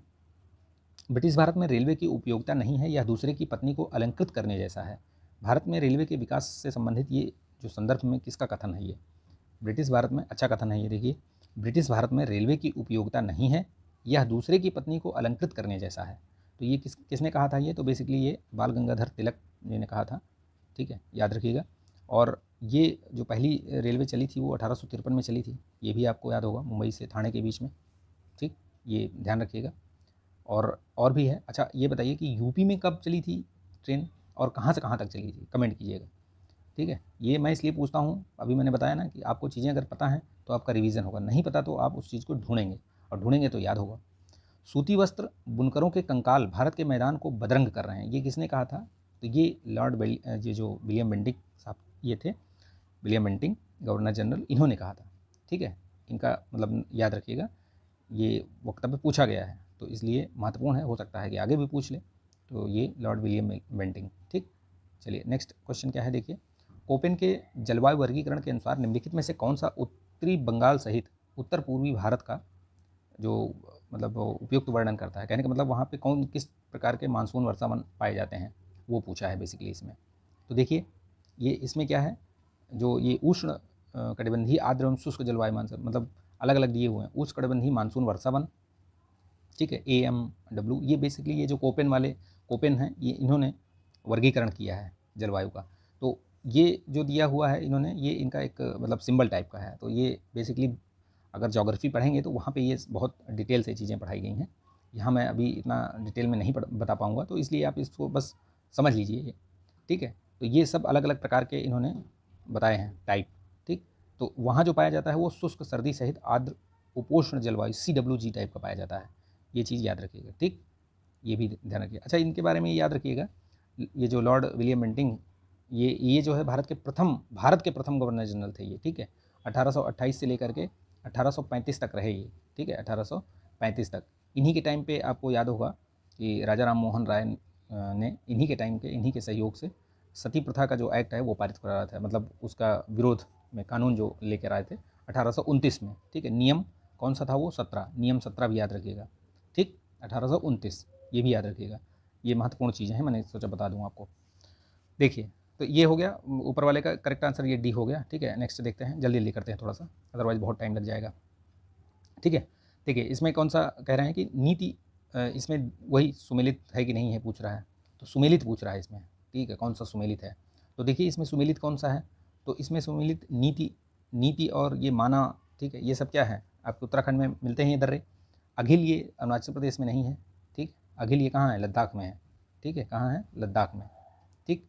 माना आपका बताया मैंने, आपका ये उत्तराखंड में है। तिफू आपका ये कहाँ है, अरुणाचल प्रदेश में है, ठीक है, तो ध्यान रखिएगा। श्रीहरिकोटा ये कहाँ अवस्थित है, किसके नज़दीक में है, तो पुलिकट झील के पास में है श्रीहरिकोटा, ठीक है, याद रखिएगा। इसरो का यहाँ पे जो उपग्रह प्रक्षेपण वाला जो ये है वो यहीं पे है, ठीक, याद रखिएगा, श्रीहरिकोटा, ठीक है। अच्छा बताइए, इसका अभी नाम कुछ चेंज हुआ है क्या, इसका नाम चेंज हुआ है तो कमेंट कीजिएगा, नाम लिखिएगा। कुव्वतुल इस्लाम मस्जिद, कुव्वतुल इस्लाम मस्जिद पूछा है कि किस शहर में है, तो ये दिल्ली में है बेसिकली, ठीक है। गुलाम वंश के शासक जो थे, पहले शासक, जो कौन, ऐबक, कुतुबुद्दीन ऐबक, उसने ये बनवाया था, ठीक है। सल्तनत काल के किस सुल्तान को विद्वता के कारण इस काल का अरस्तु की संज्ञा दी जाती है? कौन था भैया इतना जो महान था, बताओ, कमेंट करो। तो आपको पता होगा कि ये मोहम्मद बिन तुगलक ही है। कौन है, मोहम्मद बिन तुगलक, ठीक है। इसी को मतलब काफ़ी पढ़ा लिखा था ये, लेकिन पढ़ा लिखा जरूर था ये, लेकिन इसकी करतूतें, इसके जो प्लान थे वो बहुत ज़्यादा विफल हुए हैं। आपको पता होगा कि जितना ये पढ़ा लिखा था उतना ही असफल शासक रहा है, एक तरीके से कह सकते हैं। इसने दोआब में वृद्धि करी, ठीक है, दोआब में कर वृद्धि करी, ठीक है, दोआब में, और वहाँ सूखा पड़ गया दोआब में, इसका वो फेल हो गया। फिर इसने क्या करा, इसके जो कारनामे हैं वो बता दे रहा हूँ क्योंकि ये भी पूछता है। फिर इसने क्या करा कि इसने सिक्के जो है वो चलवाए, ठीक है, तांबे के। तो जब सिक्के चलवाए तो घर घर टकसालें खुल गई, ठीक। फिर इसने राजधानी परिवर्तन किया, कहाँ, दिल्ली से दौलताबाद ले गया, दौलताबाद ले गया, तो वही है कि ले गया लेकिन वो सफल नहीं हो सका, ठीक है, तो वो भी याद रखिएगा। चलिए, ठीक, इस तरीके से ये इसके जो ये थे ना कारनामे, वो सफल नहीं हुए हैं, इनको भी याद रखिएगा। देखिए, यदि उन्हें छेड़ा जाए तो वे शहद देंगी, यदि उन्हें छेड़ा ना जाए तो वो शहद देंगी, और यदि छेड़ा जाए तो काट काट कर मार डालेंगी। ये किस यूरोपीय, मतलब यूरोपियों के बारे में कहा था, किसने कहा था ये, तो ये अली वर्दी खान ने कहा था, ठीक, ये याद रखिएगा, पूछ सकता है ये। बंगाल का नवाब था अली वर्दी खान, 1740 से 56 तक यही रहा है, उसके बाद सिराजुद्दौला आया था, ठीक है, याद रखिएगा, सिराजुद्दौला, ठीक, 1757, क्या, प्लासी का युद्ध, ठीक है। तो ये याद रखिएगा, अली वर्दी खान मरते मरते इसको वो बताया था, ये कहा था उसने, मतलब कि उनको छेड़ना नहीं, लेकिन छेड़ दिया था। अगस्त 2023 में 41वां लोकमान्य तिलक राष्ट्रीय जो पुरस्कार है वो किसे प्रदान किया गया है, तो ये प्रधानमंत्री नरेंद्र मोदी को प्रदान किया गया है, याद रखिएगा। हाल ही में इंटरनेशनल बुकर प्राइज़ दिया गया है, तो किसको दिया गया है, ये किस चीज़ के लिए, ये टाइम शेल्टर होना चाहिए, ठीक है, टाइम शेल्टर के लिए दिया गया है। और जॉर्जी करके हैं, उनको दिया गया है ये, जॉर्जी गोल्डोस जीव करके हैं एक, ठीक है, नाम बता मैं लिखता हूँ यहाँ पे, जॉर्जी, ठीक है, जॉर्जी गोस्पोडिनियो, गोस्पोडिनियो, ठीक है, डिनियो, एक मिनट, यहाँ थोड़ा जगह कम पड़ रही है, ठीक, इनका नाम याद रखिएगा, डिनो, ठीक है, गोस्पोडिनियो। ये इनकी ये उपन्यास है, ये टाइम शेल्टर, ध्यान रखिएगा। और इसका ये बुल्गारियन वो हैं लेखक, इनका अंग्रेजी में जो वो किया है ना, एंजेला रॉडेल ने किया है, तो उनका नाम भी याद रखिएगा, एंजेला रॉडेल, एंजेला एंजेला रॉडेल, क्या पता उनका नाम पूछ ले, तो इसलिए याद रखिएगा, मतलब पता रहे, ठीक है, क्योंकि दोनों लोगों को मिक्स दिया गया है ये, ठीक, इंटरनेशनल बुकर प्राइज़, ठीक है। टॉम्ब ऑफ सैंड पिछले उसमें दिया गया था, ये पिछली बार दिया गया था। भारत में उत्तर से दक्षिण की ओर जाते हुए नीचे दी गई नदियों का क्रम बताना है, यानी कि उत्तर से दक्षिण, ऊपर से आप नीचे की तरफ आते हैं, तब ये पूछा है कि कौन सा इसमें सही है। देखिए, ये कुछ अगर चीज़ें आपको पता हैं तो वो आपको मालूम चल जाएंगी, जैसे जो नदियों का क्रम है ICJ ऐसे करके याद रखिएगा, और RBS, ठीक है। तो सबसे पहले क्या आती हैं, ये आपका इंडस, फिर चिनाब, फिर झेलम, फिर रावी, फिर ब्यास, फिर सतलज। अगर इस तरीके से देखेंगे तो आपको ये पता चल जाएगा, मैंने इसलिए उसको बताया कि सतलज आपका सबसे लास्ट में आएगा, ठीक, सतलज आपका सबसे लास्ट में आएगा। तो सतलज के पहले क्या है, ये 2 में सतलज दिया हुआ है, उसके पहले देखिए श्योक आती है, फिर जास्कर आता है, फिर स्पीति आती है, फिर सतलज। तो ये जो करेक्ट आंसर है, याद रखिएगा, ये आपका बी होगा। फिर इसमें दिया हुआ है मैपिंग, मैप बेस्ड क्वेश्चन बहुत पूछता है UPPCS, ठीक है, चाहे वो RO हो या फिर आपका चाहे वो PCS कोर हो, दोनों में बहुत भर भर के प्रश्न पूछता है, मैप बेस्ड, मैपिंग वाले क्वेश्चन आते हैं, तो इनको बेहतर तरीके से तैयार करिएगा, ठीक है। मैप में निम्नलिखित को दक्षिण श्रेणियों को दक्षिण से उत्तर की ओर क्रम में व्यवस्थित करना है, तो देखिए कैसे व्यवस्थित होगा ये। अब एक आपको मैं एक ट्रिक बताता हूँ, ट्रिक शायद हो सकता है पता हो, अगर नहीं पता तो नोट कर लीजिएगा। ये KLJD, ये आपका काराकोरम, ये अब उत्तर सबसे उत्तर ये है, यानी कि अगर ऐसे आएंगे तो ये ऐसे आएगा। अगर आपको इस तरफ से जाना है तो ऐसे जाइए, और पूछ क्या रहा है इसमें, दक्षिण से उत्तर पूछ रहा है तो इस तरफ से जाइए, ये वाला। यानी कि पहले ये ऊपर, सबसे ऊपर हो गया काराकोरम, फिर लद्दाख, फिर जास्कर, फिर धौलाधर। तो ये KLJDP, यानी कि पी वो पीर पंजाल, और ये आपका धौलाधर हो गया, ये जास्कर हो गई, ये लद्दाख, ये काराकोरम। इसी तरीके से आपका पूछा है इसमें, तो आप अगर देखेंगे तो काराकोरम आपका कहाँ आएगा, सबसे पीछे आएगा, यानी कि आपका सबसे लास्ट में, क्योंकि उत्तर से दक्षिण से उत्तर पूछ रहा है ना, दक्षिण से उत्तर। ठीक, तो इसमें सबसे पहले जो होगा वो कौन सा आएगा, धौलाधर, यानी कि सबसे ये पहले आएगी, फिर उसके बाद आपका ये जास्कर, फिर लद्दाख, फिर काराकोरम। ठीक है, वो KLJDP, ये याद रखिएगा, KLJDP ऐसे करके याद रखेंगे तो बहुत अच्छे तरीके से याद रहेगा, वो कभी भूलेंगे ही नहीं। निम्नलिखित भारतीय राज्यों में किसकी सबसे लंबी तटरेखा है, तो याद रखिएगा गुजरात की जो तटरेखा है वो सबसे लंबी है। ये लगभग कितनी है ये, ठीक है, जैसे टोटल मतलब भारत की जो अगर तटरेखा की बात करें तो वो तो लगभग 7500 किलोमीटर है। ठीक है, 7500, कहीं थोड़ा सा ज़्यादा कहीं कम ज़्यादा, मैं लगभग 7500 बता रहा हूँ। ठीक, तो ये याद रखिएगा। इसको मतलब महत्वपूर्ण चीज़ ये है कि आपको पता रहना चाहिए, कहीं हो सकता है कि लिखने को आ जाए, या मतलब लिखने को मतलब पूछ ले, तो याद रखिएगा। ठीक है, अब गुजरात का कितना है, तो बेसिकली इसका लगभग 1200 किलोमीटर है। ठीक, याद रखिएगा इस चीज़ को। इसके बाद कौन सा है, तो आंध्र प्रदेश का आता है, लगभग 1000 या 975 के आसपास है ये। ठीक है, तो ये भी याद रखिएगा। पहले नंबर पे ये है बेसिकली, दूसरे नंबर पे ये आता है। ठीक है, चलिए नेक्स्ट क्वेश्चन देखते हैं। ये देखिए, इसमें सूची से प्रश्न दिया हुआ है, आपको इसमें मैच करना है कि कौन सा कहाँ पे है। ठीक है, modern bakeries, Bharat steel rolling, तेल शोधक कारखाना, ग्रेनाइट खनन। देखिए, कुछ चीज़ें अगर पता है आपको तो ऐसे ही निकाल सकते हैं। कैसे, जो मैंने बताया था ना कि एलिमिनेशन मेथड लगाना है आपको। तेल शोधक कारखाना कहाँ है यूपी में, तो मथुरा में ही है, एक ही जगह है ये। ग्रेनाइट खनन वगैरह कहाँ होता है, तो भैया ये ललितपुर में ही पाया जाता है ग्रेनाइट, और कहीं मतलब निकलेगा ही नहीं आपको। कानपुर मेरठ में तो होगा नहीं, मथुरा में तो होगा नहीं। तो इस तरीके से अगर करेंगे तो आपको बहुत आसानी से एलिमिनेट कर सकते हैं। अब देखिए, दो चीज़ पता चल गया इसमें, तो आप ऑप्शन देख लीजिए। सी का चौथा कहाँ है, सी का चौथा एक ही में है ही है, सी का 4, और कहीं है भी नहीं। तो आप ये सीधे लगाइए और आगे बढ़िए, आपका समय बचेगा। ठीक है, तो ये याद रखिएगा। ठीक, आपका सी ये वाला हो गया ना, सी का 4, और ये डी का 3, इसमें डी का 3 भी है। बस आगे चलिए, ए का 2, बी का 1 है। ठीक, चलिए नेक्स्ट देखते हैं, अगला क्वेश्चन देखते हैं फटाफट। अभी तो आधे पहुँचे हैं हम लोग, बहुत टाइम हो गया इसमें, अभी देखिए 50 मिनट से ज़्यादा हो गए। चलिए थोड़ा जल्दी जल्दी करते हैं। निम्नलिखित में से कौन सा एक सही सुमेलित नहीं है, तो कत्था उद्योग इसमें पूछा है, और कत्था उद्योग, बांसुरी उद्योग, पीलीभीत, ठीक है, ये भी सही है, ये भी सही है। ब्लैक पॉटरी उद्योग नहीं सही है, आपको ऐसे ही देखने से समझ में आ जाएगा। ठीक है, पेंटिंग उद्योग ये मथुरा में ठीक है। बाकी आप देखिए, बाकी ये सब याद कर लीजिए। ये चीज़ें जो उद्योग है वो ODOP वाला है, जो है ना, एक वन डिस्ट्रिक्ट वन, एक जिला एक उत्पाद, ये सब क्या है ना, याद करके रखिए। इनमें क्या है, बहुत मतलब इजी प्रश्न रहते हैं, लेकिन हम भूल जाते हैं। ठीक है, ब्लैक पॉट जो ये ब्लैक पॉटरी उद्योग जो है ये आजमगढ़ में है। ठीक, तो ये भी याद रखिएगा। अब ये इसको लिख लीजिएगा, याद रखिएगा इसको पूरा। निम्नलिखित में से कौन सा एक सही सुमेलित नहीं है, तो देख लीजिए भैया, ये सही है, चौधरी चरण सिंह, ये भी ठीक है, लाल बहादुर शास्त्री। सरसावा ये ललितपुर में नहीं है, सहारनपुर में है। ठीक है, कहाँ है ये, सहारनपुर में। ठीक, याद रखिएगा। चकेरी ये ठीक है, कानपुर में। ठीक है, वांडीवास का जो युद्ध हुआ है ये किस युद्ध का एक हिस्सा था, तो ये जो कार्नेटिक वॉर चल रहे थे ना, उसी का ये युद्ध हुआ है। ये किसके किसके बीच हुआ है, ये भी याद रखिएगा। ठीक है, पूछ लेता है, प्रश्न को घुमा के पूछ सकता है। फ्रांसीसियों को हराया था किसने, अंग्रेज़ों ने। ठीक है, तो ये कार्नेटिक वॉर 1760 में, याद रखिएगा। ईयर भी पूछता है, क्रोनोलॉजी याद रखिएगा, पूछ लेता है वो। कई सारे युद्ध दे देगा, उसमें आपको बताएगा कि ये आप इसको लगाइए क्रम से। किस शासक को जाट समुदाय का प्लेटो कहा जाता था, तो ये सूरजमल, याद रखिएगा इनका नाम।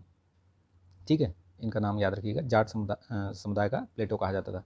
सभी मनुष्य मेरी संतान है, ये सम्राट अशोक ने किस अभिलेख में कहा है, तो ये याद रखिएगा, प्रथम पृथक शिलालेख कलिंग अभिलेख में कहा था इन्होंने कि सभी मनुष्य मेरी संतान है। निम्नलिखित में से कौन उत्तर प्रदेश की सर्वाधिक लंबी नहर है, तो शारदा नहर सबसे लंबी नहर है, याद रखिएगा। बहुत मतलब काफ़ी जो ज़िले में फैली हुई है ये। ठीक है, ये ध्यान रखिएगा। ठीक, पांचाल जनपद में उत्तर प्रदेश में निम्नलिखित में से किन क्षेत्रों में है ये पांचाल जनपद, तो ये बरेली, बदायूं और ये फर्रुखाबाद में ये पांचाल जो महाजनपद था ये उसमें फैला हुआ है। देखिए, बहुत सारी चीज़ें मैंने बता रखी हैं, कितने जनपद महाजनपद हैं जो आपके यूपी में हैं। ठीक है, कितने गणराज्य थे जो वो यूपी में हैं, तो वो सारी चीज़ें आप याद रखिएगा, क्योंकि यूपी स्पेशल से प्रश्न आएगा ज़रूर। ठीक है, तो वो आप नकार नहीं सकते हैं, उसको याद कर लीजिए, रिवीजन कर डालिए उसका। ठीक है, मैंने सब करा रखा है, ये देखिए आप जाके ताबड़तोड़ वाले में देखेंगे तो आपको सब पता चल जाएगा इसमें। ठीक है, नेक्स्ट प्रश्न देखते हैं। फिर यहाँ पे देखिए सूची मैचिंग में, तो देखिए यहाँ पे मेला उत्सव दिया हुआ है और जगह का नाम दिया हुआ है, तो मैच करना है। देखिए इसमें फटाफट देखते हैं। देखिए ढाई घाट का मेला कहाँ होता है? शाहजहाँपुर में, ठीक है। शाकंभरी देवी आपका ये सहारनपुर। तो अगर आप इस तरीके से मैच करेंगे तो सी का 4 आपका एक यहाँ पे है, एक यहाँ पे है, और डी का 3, तो डी का 3 एक ही में है ही है। बस टक से आप लगाइए 1 2 3 4, यानी कि ये एकदम सही है, ठीक है, एकदम ये ठीक ठाक लग रहा है। देख लीजिए, फिर से मैच कर लीजिए। देखिए ढाई घाट सहारनपुर और ये शाकंभरी, तो ये आपका सी का 4 यहाँ पे, सी का 4 यहाँ है, ठीक, और डी का, सी का 4 और डी का 3 ये एक ही में, अच्छा 2 में पड़ रहा है भैया 2 में है। तो देखिए कौन सा वाला होगा, अब थोड़ा सा मैच कर लीजिए आप। सोनो आपका कासगंज में लगता है, यानी कि ए का 2, ठीक है, ये वाला सही होगा, सी। आगे बढ़िए, ठीक। निम्नलिखित में से कौन सा एक सही सुमेलित नहीं है? भाई लाइक कर दो यार, ठीक है, लाइक करने में कुछ नहीं जाता है, वो जो थम्स अप बना हुआ है उसको बस टच करना है आपको, ठीक है। चलिए नेक्स्ट देखते हैं, सुमेलित नहीं है पूछा है, तो उत्तर प्रदेश का जो शो विंडो है, तो ये क्या शो विंडो यही है, मतलब जो लिखा है इसमें, ठीक है। तो देखिए ये सही है, ये ठीक है। जैनी लोगों का काशी हस्तिनापुर मेरठ, ठीक है। लड्डू नगरी संडीला, बिल्कुल ठीक है। हींग व गुलाल नगरी ये फिरोज़ाबाद नहीं है भैया, ठीक है, इसको याद रखिएगा। हींग वगैरह ये हाथरस की फेमस है, तो ये सिंपल सी बात है, फिरोज़ाबाद ये नहीं होगा, इसमें गलत हो गया, ठीक है। यहाँ पे फिर आपको मैचिंग दिया हुआ है, सूची 1 को सूची 2 से मिलाना हुआ है, मिलान करना है आपको। तो देखिए इसमें कौन सा सही है। भृगु मंदिर आपका ये कहाँ पे पड़ता है? बलिया में पड़ता है, ठीक है। चाइना मंदिर आपका ये श्रावस्ती में है, याद रखिएगा। रज़ा लाइब्रेरी आपका रामपुर में है, और ये ब्यास टीला आपका जालौन में है, तो ये महत्वपूर्ण है, याद रखिएगा। इस तरीके से देखेंगे तो आपका जो ये करेक्ट आंसर होगा वो होगा सी, ठीक। मैच कर लीजिएगा, इसको लिख लीजिएगा अगर याद नहीं है तो। देखिए अब यहाँ पे मैंने बताया था ना, ये क्रोनोलॉजी वाला क्वेश्चन जो है बहुत पूछता है ये यूपीपीसीएस, क्रोनोलॉजी से प्रश्न पूछेगा ही पूछेगा, 1 2 प्रश्न तो 100% है। अब देखिए इसमें संग्रहालय के बारे में अगर आपको डेट पता है, ईयर पता है, तभी कर पाएंगे। तो देखिए इसमें सबसे पहले तो यही राज्य जो संग्रहालय लखनऊ में है, ठीक है, यही हुआ था, इसका याद रखिएगा, लिख लीजिएगा कहीं। 1863, ये 1874, ये आपका 1920, और ये आपका सिद्धार्थनगर वाला 2009 में, ठीक। ये ईयर लिख लीजिएगा, 2 4 बार देखेंगे तो याद हो जाएगा। अगर 1 2 भी याद रहेगा तो काम हो जाएगा आपका। नीचे दी गई घटनाओं को सही सुमेलन, इसमें देखिए सही कौन सा सुमेलित है, नहीं है, यह सुमेलित करना है बेसिकली। इसमें सूची 1 को सूची 2 से मिलान करना है। देखिए इसमें तो सूची 1 को सूची 2 से देखिए, प्रथम बौद्ध संगीत कहाँ हुई थी भैया? तो ये आपका राजगृह में हुई थी, सॉरी राजगृह में हुई थी, ठीक है। तो ए का 2 ऐसे ही आप मैच करिए, इसमें एक ही में ही है, टिक लगाइए, आगे बढ़िए, आप उसको मैच कर लीजिएगा। बुद्ध का जन्म जो है वो लुम्बिनी, प्रथम धर्मोपदेश ये आपका सारनाथ में, ज्ञान प्राप्ति बोध गया में, ठीक। चलिए ताकोलम का युद्ध हुआ था, ताकोलम का युद्ध जो हुआ था वो ये भी याद रखिए कि कब हुआ था ये, तो 949 ईस्वी में हुआ था, ठीक है। 949 किसके बीच? चोल और राष्ट्रकूट के बीच में, ठीक। तो इसमें चोलों की जो बुरी तरह से पराजय हुई थी, ठीक है, याद रखिएगा इसमें, तो ध्यान रखिएगा। ताकोलम युद्ध चोल और राष्ट्रकूट के बीच में 949 में। निम्नलिखित तकनीकों में से कौन सा जीनोम एडिटिंग के लिए प्रयोग किया जाता है? तो जीनोम एडिटिंग में ये दोनों तकनीकी यूज़ होती हैं, ठीक, तो याद रखिएगा सी। उत्तर प्रदेश निम्नलिखित में जनपदों को उनके क्षेत्रफल के अनुसार आपको लगाना है, कौन सा सबसे बड़ा है, कौन सा, फिर उसके बाद देखिए हापुड़ सबसे छोटा है, याद रखिएगा, अगर कभी ऐसा पूछा जाए तो, है ना। और लखीमपुर सबसे बड़ा है, तो 1 और 4 आप याद कर देख लीजिए, इसमें पहले कौन कौन सा आ रहा है, तो एक ही में है ये, उसी क्रम में लगा लीजिए आप, ठीक। तो ये 1 और 4, अरे इसमें ये क्या लगा दिया, ठीक है। देखिए लखीमपुर खीरी तो सबसे बड़ा है, ठीक है, लखीमपुर खीरी सबसे बड़ा है। 1 ये हो गया, और 2 सबसे बाद में आना चाहिए, मैंने 4 बोल दिया गलत। 1 आपका सबसे बड़ा है और 2 सबसे छोटा है, तो ये वाला ऑप्शन आपका करेक्ट हो जाएगा, ठीक है। ये याद रखिएगा, याद कर लीजिएगा, यूपी स्पेशल वाले क्वेश्चन जो है बहुत ध्यान से पढ़िएगा और उनको लिख लीजिएगा। उत्तर प्रदेश में ई सुश्रुत अस्पताल प्रबंधन सूचना प्रणाली राज्य चिकित्सा शिक्षा विभाग द्वारा किसके सहयोग से प्रारंभ की गई है? तो सीडैक पुणे से, ठीक। ई सुश्रुत प्रणाली। स्टेट अर्बन डिजिटल मिशन के बारे में दिया गया है कि कथन 29 मार्च 2023 को मंजूरी मिली थी, बिल्कुल सही है। नेशनल अर्बन मिशन की तर्ज पे चलेगा, बिल्कुल ठीक है। इसमें म्यूनिसिपल जो सेवाएं हैं उनको ऑनलाइन उपलब्ध कराया जाएगा, तो ये बिल्कुल ठीक है, ठीक है। तीनों कथन इसके एकदम सही हैं, याद कर लीजिएगा इसको। देखिए इसमें आपका जो 2023 में वर्ल्ड टीबी समिट हुआ था, ठीक है, ये कहाँ हुआ था तो पूछा है, तो ये वाराणसी में हुआ था, ध्यान रखिएगा, रुद्राक्ष कन्वेंशन सेंटर, ठीक है, ये ध्यान में रखिएगा। जो भारत का जो लक्ष्य है टीबी उन्मूलन का वो 2025 है, ठीक। यूएन का जो लक्ष्य है उसका वो आपका 2030 तक है पूरे विश्व से, लेकिन भारत का जो लक्ष्य है वो 2025 है, याद रखिएगा। निम्नलिखित जनगणना वर्षों में किसे भारत के जननांकी इतिहास में महान विभाजक कहा जाता है? तो 1921 का, याद रखिएगा। The state of world population report के अनुसार 2023 के अनुसार विश्व का सर्वाधिक आबादी वाला देश कौन सा है? तो वो अभी भारत बन चुका है, तो ये याद रखिएगा, ठीक है। भारत का नाम इसमें UNFPA ने लगा दिया है ठप्पा, ठीक। चलिए नेक्स्ट देखते हैं क्वेश्चन। तो इसके अनुसार मतलब 142.8 मिलियन जनसंख्या है, ठीक। चीन से बहुत ज़्यादा नहीं है, लेकिन यह है कि थोड़ा ही आगे है, लेकिन आगे निकल चुका है, ठीक है। देखिए, केंद्रीय स्वास्थ्य एवं परिवार कल्याण मंत्रालय द्वारा जारी NFHS 5 के अनुसार राष्ट्रीय स्तर पर जो प्रजनन दर है वो कितनी है? तो अभी 2 हो चुकी है, 2.0, ठीक, याद रखिएगा। मेटास्टैटिक अस्थि कैंसर के उपचार में निम्नलिखित में से किस रेडियो आइसोटोप का उपयोग किया जाता है?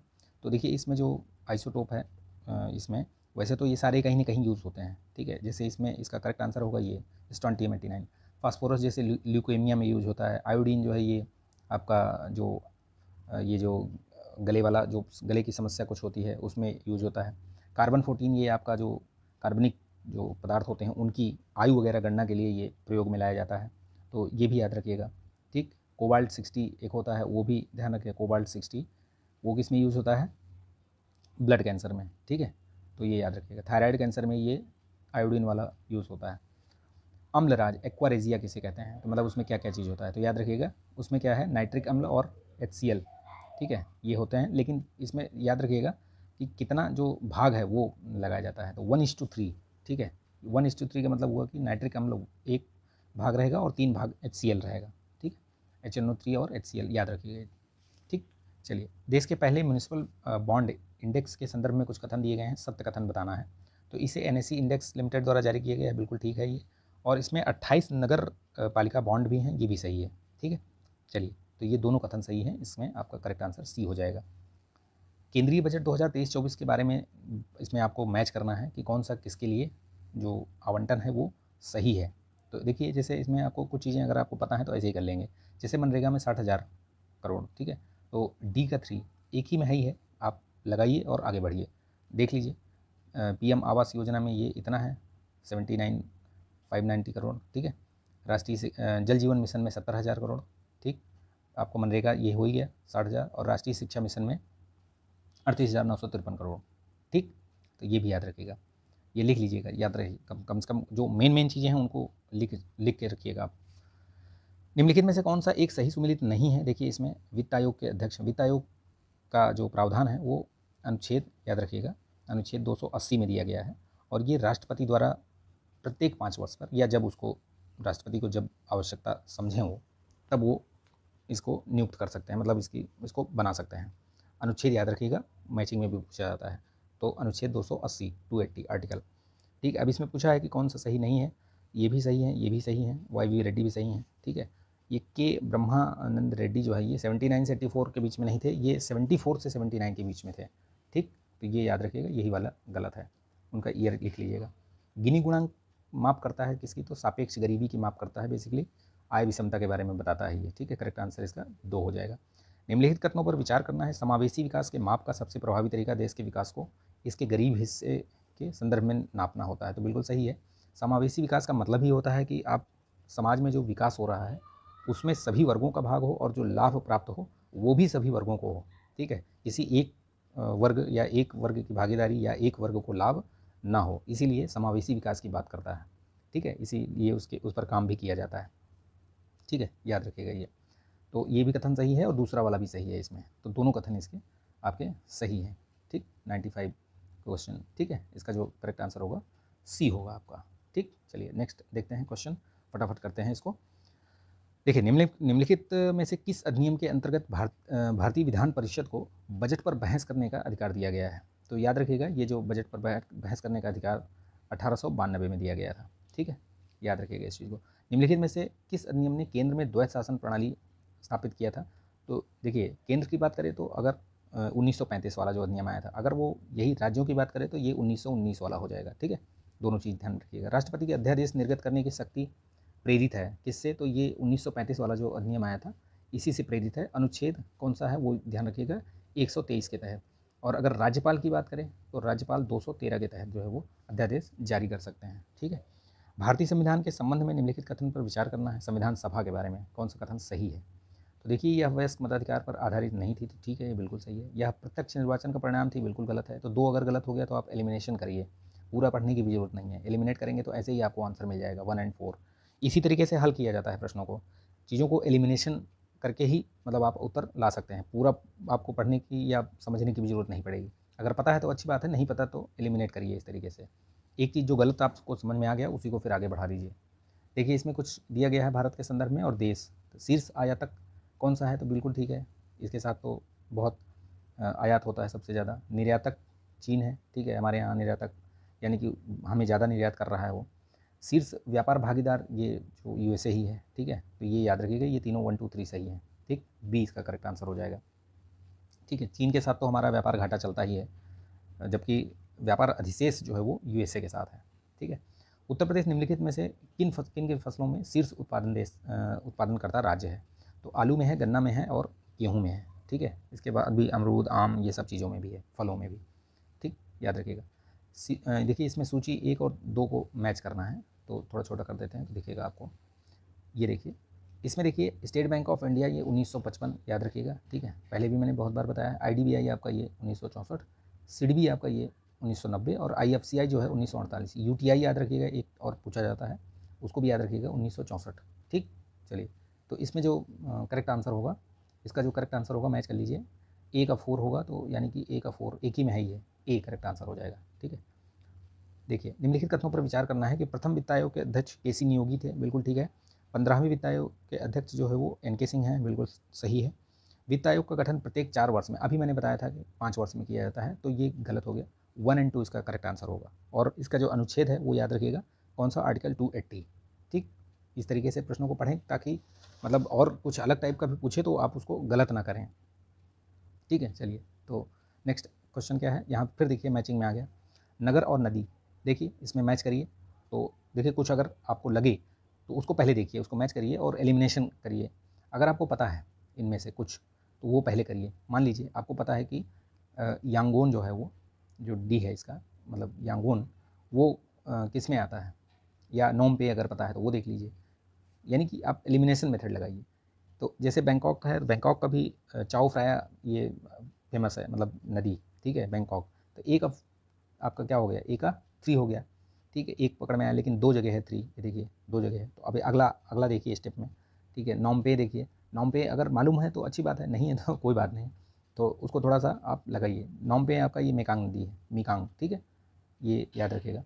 यांगोन आपका मैंने बताया इरावदी नदी, और ये हनोई आपका ये लाल नदी, ठीक। इस तरीके से आप करेक्ट आंसर आपका ए हो जाएगा। चलिए, नेक्स्ट क्वेश्चन देखते हैं फटाफट। निम्नलिखित में से कौन सा एक सही सुमेलित नहीं है? तो देखिए, इसमें राजधानी दी हुई है, कंट्री है, ये कंट्री है, देश, और ये यहाँ पे उनकी capital. Slovenia Bratislava confusing, Seychelles Victoria ठीक है, सियरा लियोन फ्रीटाउन ठीक है, उज्बेकिस्तान ताशकंद ठीक है। ये देखिए, स्लोवेनिया का लुब्जाना होता है, लुब्जाना, ठीक है, राजधानी जो है। ये ब्रातिस्लावा ये स्लोवाकिया का है, ठीक। थोड़ा कन्फ्यूजिंग है स्लोवेनिया और स्लोवाकिया, इसलिए ऐसा प्रश्न बनाया है, ठीक। निम्नलिखित युग्म में से कौन सा एक सही सुमेलित नहीं है? देखिए, पुराना नाम नया नाम कौन सा सुमेलित नहीं है? इसमें देखिए, हरारी ये सेलिसबरी, ठीक है, सेलिसबरी, ठीक। इथियोपिया का अबिसिनिया, ठीक है। घाना का डच गियाना लिखा हुआ है, बिल्कुल ये सही नहीं है। घाना का डच गियाना नहीं होता है, ठीक है। इसका गोल्ड कोस्ट है, ये क्या है? गोल्ड कोस्ट, ठीक है। और किंकासा का ये ठीक है, जो ये लियोपोल्डविले लिखा हुआ है ये सही है, किंसासा का, ठीक। चलिए, नेक्स्ट क्वेश्चन देखते हैं हम। इसमें फिर मैचिंग दिया हुआ है, मैचिंग से बहुत प्रश्न पूछता है भाई, ठीक। तो देखिए, इसमें जो करेक्ट मैच करिए आप, इसमें आपको जो विद्युत संयंत्र मतलब उत्पादन संयंत्र दिए हुए हैं और उनमें किस चीज़ से विद्युत उत्पादन होता है, यानी भरण सामग्री क्या है, ठीक। तो इसमें जो करेक्ट आंसर होगा वो होगा सी, यानी कि ए का 1, ये ठीक है आपका। बी का जो है वो 3 होगा, यानी कि मेसर्स जो शुगर मिल्स है वो मध्य निर्माणशाला, ठीक है। मेसर्स ये वाला जो है वो आपका डी का क्या होगा? इसमें डी का 2 होगा, ठीक, डी का 2, यानी कि आपका ये बूचड़ खाने का अपशिष्ट। तो इस तरीके से मैच कर लीजिएगा आप इसको। इसमें तो देखिए, जैसे एटलस कंपनी की जो इसका सेंटर है, मतलब ये सोनीपत में है, ठीक है। ए का अगर आपको 4 पता है तो आपको 2 आपके जो ऑप्शन है वो एलिमिनेट हो जाएंगे, ठीक है। तो ये ए A4 इधर है, A4 इधर है, ठीक है। और अब देखिए जैसे इसमें भारत अर्थ ये जो मूवर्स लिमिटेड है, इसका जो ये है सेंटर, केंद्र इसका जो है वो बेंगलोर में है, ठीक। तो ये बी का 1, अब देखिए बी का 1 किसी में है तो बी का 1 भी दोनों में है, ठीक है। अब देखिए नेक्स्ट इंडियन इफ़को, इफ़को कहाँ पे है, तो इफ़को जो है ये आपका यहाँ पे है, ये कलोल में, ठीक है। और ये जो नेशनल नाल्को वाला है ये आपका इधर भुवनेश्वर में है, ठीक। तो इस तरीके से देखेंगे तो आपका ये डी वाला जो ऑप्शन है ये करेक्ट हो जाएगा, याद कर लीजिएगा, इसको लिख लीजिएगा। इस तरीके से प्रश्न बहुत फंसाता है यूपीपीसीएस और आरओ में, ठीक।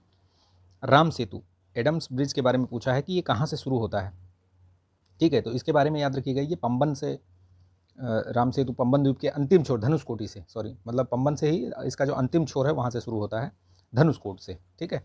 और जाता कहाँ तक है, श्रीलंका के उस मन्नार द्वीप तक जाता है, ठीक। तो याद रखिएगा इस चीज़ को। निम्नलिखित देशों को उनके नाभिकीय शक्ति संयंत्रों के संख्या के अवरोही क्रम में लिखना है, यानी कि जिसका सबसे ज़्यादा है उसको पहले लिखना है, बाकी को घटते हुए क्रम में लिखना है, ठीक, अवरोही क्रम में। तो देखिए सबसे ज़्यादा जो जिसके पास शक्ति संयंत्र है, नाभिकीय शक्ति संयंत्र हैं, वो है यूएसए, ठीक है। इसके पास 104 हैं। उसके बाद फ्रांस है 58, ठीक। अब देखिए कितना कितना गैप है, 58 मतलब सेकंड नंबर पे लगभग 50% है ना। और जापान के पास है फिर तीसरे नंबर पे 50 और फिर रूस 33, ठीक। तो अगर इस तरीके से जब देखेंगे तो आपका जो ऑप्शन बनेगा वो सी बनेगा, ठीक है। विलुप्त होने वाली प्रजातियों की सूचीबद्धता होती है तो किस में होती है, IUCN, ठीक है। ये जो IUCN है वो रेड लिस्ट निकालती है, रेड डाटा बुक, ठीक। इसी में वो कैटेगरी वाइज डिसाइड करती है, ठीक। तो याद रखिएगा इस चीज़ को, ठीक है। फिर यहाँ पे देखिए सूची 1 को सूची 2 से मिलान करना है। देखिए उकाई जो है आपका ये गुजरात में है तो 1 ऑफ 2 आप देख लीजिए, 2 जगह है, बाकी 2 ऑप्शन एलिमिनेट हो जाएंगे। एलिमिनेशन मेथड ज़रूर अपनाइए आप, एलिमिनेशन मेथड से आपका टाइम भी बचेगा और जो प्रोबेबिलिटी है आंसर मतलब सही होने की वो बढ़ जाती है, ठीक। पेंच आपको पता है मध्य प्रदेश में है, ठीक। डोभाल ये महाराष्ट्र, पतरातू आपका ये झारखंड में, ठीक है। याद रखिएगा इसको। तो इस तरीके से जब आप देखेंगे तो आपका करेक्ट आंसर ये बन जाएगा बी वाला, ठीक है। याद रखिएगा इस चीज़ को। चलिए नेक्स्ट देखते हैं। प्रसिद्ध संगाई महोत्सव पूर्वोत्तर के किस राज्य में आयोजित किया जाने वाला वार्षिक सांस्कृतिक उत्सव है, तो ये जो है मणिपुर में मनाया जाता है संगाई महोत्सव। बेसिकली मणिपुर के बारे में जानिए थोड़ा सा, क्योंकि ये भी चर्चा में रहा है, आपको पता है कि वहाँ पे 2 जो जनजातीय समुदाय हैं, कुकी और मैतेई, इनमें बहुत ज़बरदस्त पिछले 4-5 महीनों से 6 महीनों से ये समस्या चल रही है। तो इसके बारे में जानिए, एक आध प्रश्न जरूर बनेगा। जैसे यहाँ पे आपको पता है कि लोकटक झील है यहाँ पे, ठीक, ये याद रखिएगा, ताजे पानी की झील, ठीक। दूसरा इसी में तैरता हुआ जो है फ्लोटिंग पार्क है, ठीक है, फ्लोटिंग पार्क, तो वो भी याद रखिएगा। फ्लोटिंग पार्क कहाँ पे है, मणिपुर में ही है। संगाई डियर यहीं पे पाया जाता है, इसी जो ये जो पार्क है इसी में, ठीक है। इसको यहाँ पे जो ऐसे मतलब ऐसे ऐसे वो हैं तैरते रहते हैं घास के बड़े बड़े टुकड़े, उनको फुमडीज़ बोला जाता है, ये भी पूछा है, फुमडीज़, ठीक है। फुमडीज़ याद रखिएगा इस चीज़ को, ठीक है। वो जो बड़ी सी लेक है, मतलब उसी में ये बड़े बड़े घास के ऐसे, उसी पर लोग घर भी बना लेते हैं, उसी पर नाव भी बना लेते हैं, उसी को मतलब उस पर बहुत कुछ है, ठीक है। तो ये याद रखिएगा संगाई महोत्सव, ठीक, मणिपुर में। कर्नाटक का कंबाला त्यौहार, कंबाला त्यौहार से कुछ याद आ रहा है आपको, भैंसों की दौड़ होती है इसमें, ठीक। कंबाला त्यौहार बताइए कमेंट करके, किस अभी लेटेस्ट में एक मूवी आई थी, कांतारा मूवी आई थी ना, कांतारा, है ना, उसमें दिखाया है भैंसों की दौड़, देखा है वो, पहला ही शायद, पहला या मतलब हाफ पहले जो फर्स्ट हाफ में ही है वो सीन, तो वो भी उसमें दिखाया गया है ये कंबाला त्यौहार। देखिए 115वां क्वेश्चन देखिए नेक्स्ट। यमुना दिल्ली की जीवन रेखा है, बिल्कुल सही बात है। इसका जल बहुत ही दूषित है, तो ये कारण और कथन अलग अलग दोनों सही हैं, मतलब एक दूसरे के ये पूरक नहीं है, ठीक है। ए और आर दोनों सही हैं, परंतु आर जो है वो ए की सही व्याख्या नहीं कर रहा है, तो ये याद रखिएगा, ठीक। चलिए नेक्स्ट क्वेश्चन देखते हैं, फटाफट इसको ख़त्म करते हैं। निम्नलिखित में से कौन सुमेलित नहीं है, देखिए अहमदाबाद आपका साबरमती पे है, बिल्कुल सही है। गोमती या लखनऊ जो है गोमती पे है। भुवनेश्वर आपका महानदी पे है क्या, देखिए ध्यान से पढ़िए, बताइए आप। उज्जैन, उज्जैन आपका क्षिप्रा नदी में है, ठीक, क्षिप्रा नदी में, याद रखिएगा इस चीज़ को, ये तो मतलब वेल नोन है। भुवनेश्वर जो है आपका ये गलत, जो मतलब इसके हिसाब से सुमेलित नहीं है, ये महानदी पे नहीं है, किस पे है ये, आप इसको कमेंट करके बताइए। महानदी के किनारे तो कटक है, कौन सा है, कटक, ठीक, याद रखिएगा। चलिए नेक्स्ट देखते हैं। निम्नलिखित में से किसका सुमेल नहीं है? तो देखिए जोश मलिहाबाद ठीक है, रघुपत साहब फिराक जो है गोरखपुर, फिराक गोरखपुरी होते हैं, फिराक गोरखपुरी, ठीक है। तो ये आपका देखिए जोश मलिहाबादी, इनका नाम याद याद रखिएगा, जोश मलिहाबादी, ठीक है। रघुपत साहब फिराक गोरखपुरी, यानी कि ऐसे ही नाम आपको समझ में आ जाएगा। जिगर मुरादाबादी ये ठीक है, चक्रवस्त ये लखनऊ ठीक है, ठीक है। ये याद रखिएगा, ये गोरखपुर में इनका वो हुआ था जन्म, इसलिए इनको रघुपत साहब फिराक गोरखपुरी बोलते हैं, ठीक। उत्तर प्रदेश में इंदिरा गांधी नक्षत्रशाला ये कहाँ पर है? तो ये याद रखिएगा, ये लखनऊ में है, ठीक है। कहाँ पे है? ये लखनऊ में, याद रखिएगा, ठीक है। 2009 में ये इसका मतलब निर्माण किया गया था, ये भी याद रखिएगा। ईयर भी हो सकता है, पूछ ले कहीं, क्या पता। निम्नलिखित में से कौन अनाज दानों का उत्पाद है? कहने का मतलब इसमें से कौन सा है जिसमें कि अनाज के दानों को आपको मतलब देखने को मिलता है? तो देखिए जो ओट होता है ना, ओट्स मिल, ये वही है ये, ठीक है। इसमें कई मिक्सचर मतलब मिक्स टाइप के दाने रहते हैं उसमें, जो भी है थोड़ा थोड़ा उनको मतलब पीस दिया जाता है, जैसे बहुत ज़्यादा नहीं पीसते हैं वो, देखिए आपने देखा होगा ओट्स वगैरह, तो वैसे रहता है वो, ठीक है। शास्त्रीय तमिल उत्कृष्टता केंद्र centre for excellence of classical Tamil को मैसूर से चेन्नई कब स्थानांतरित किया गया था? तो याद रखिएगा 2008 में स्थानांतरित किया गया था, ठीक। ये ध्यान रखिएगा। और इसको कहाँ पे वो किया गया? तो ये केंद्रीय भारतीय भाषा संस्थान में ये जो है इसको वहीं पे मतलब किया गया इसको, ठीक, 2008 में। प्रसिद्ध हाजी अली दरगाह निम्नलिखित में से किस शहर में है? तो ये याद रखिएगा, ये मुंबई में है, ठीक है, मुंबई में, ठीक। क्राइस्ट चर्च जिसे पूर्वोत्तर भारत का प्राचीनतम चर्च माना जाता है, वो कहाँ पर किस शहर में स्थित है? तो क्राइस्ट चर्च ये गुवाहाटी में है, ठीक। लोग गुवाहाटी को असम की राजधानी समझ लेते हैं, लेकिन ऐसा नहीं है। आप कमेंट करके बताइए कि असम की जो राजधानी है वो क्या है, कैपिटल। ये तो एक शहर है वहाँ का, ठीक है ना, याद रखिएगा इस चीज़ को, गलती हो जाती है कई बार। प्रतिवर्ष 2 अक्टूबर को भारत के प्रधानमंत्री पर महात्मा गांधी को श्रद्धांजलि देने जाते हैं, तो कहाँ जाते हैं? तो ये राजघाट में है, याद रखिएगा इस चीज़ को, ठीक। इस तरीके से प्रश्न बहुत मतलब पूछा जाता है, उनकी जो समाधि स्थल है राजघाट पे है, ठीक है। चलिए, इंग्लिश चैनल तैरकर पार करने वाली पहली जो महिला थी वो कौन थी? तो वो एक मतलब अमेरिकी महिला थी, इनका वो जो है याद रखिएगा, ठीक है। नाम ये थी गर्टरूड कैरोलिन, ठीक है, गर्टरूड कैरोलिन, ठीक, कैरोलिन, ध्यान रखिएगा इस चीज़ को, ठीक। चलिए नेक्स्ट देखते हैं। पहली भारतीय महिला कौन थी जिनकी छवि 15 अगस्त 1947 के बाद भारतीय टिकट पर मुद्रित की गई? कहने का मतलब फ़ोटो छपी थी उसमें, ठीक है। तो ये मीराबाई, ठीक है, इनका नाम याद रखिएगा। भारत का पहला समुद्रशाला कहाँ पर स्थापित किया जा रहा है? तो याद रखिएगा कोच्चि में, ठीक, कोच्चि में बनेगा यह। अगस्त 2023 में भारत निर्वाचन आयोग ने किसे अपना आइकॉन, राष्ट्रीय आइकॉन नियुक्त किया है? तो ये याद रखिएगा, सचिन तेंदुलकर को बनाया गया है राष्ट्रीय आइकॉन। इनका नाम तो आप लोग बखूबी जानते ही हैं, गॉड ऑफ क्रिकेट बोलते हैं इनको, ठीक है। अप्रैल 2023 में सूडान में जारी हिंसा को देखते हुए भारत ने सूडान से अपने नागरिकों को सुरक्षित निकालने के लिए ऑपरेशन, कौन सा ऑपरेशन शुरू किया? तो ऑपरेशन कावेरी, याद रखिएगा। ऑपरेशन वाले ये हो सकता है मैचिंग में दे दे, कहाँ से कौन सा ऑपरेशन किस देश से संबंधित है, ठीक। जैसे ऑपरेशन गंगा आपको पता है कि ये यूक्रेन से था, ठीक।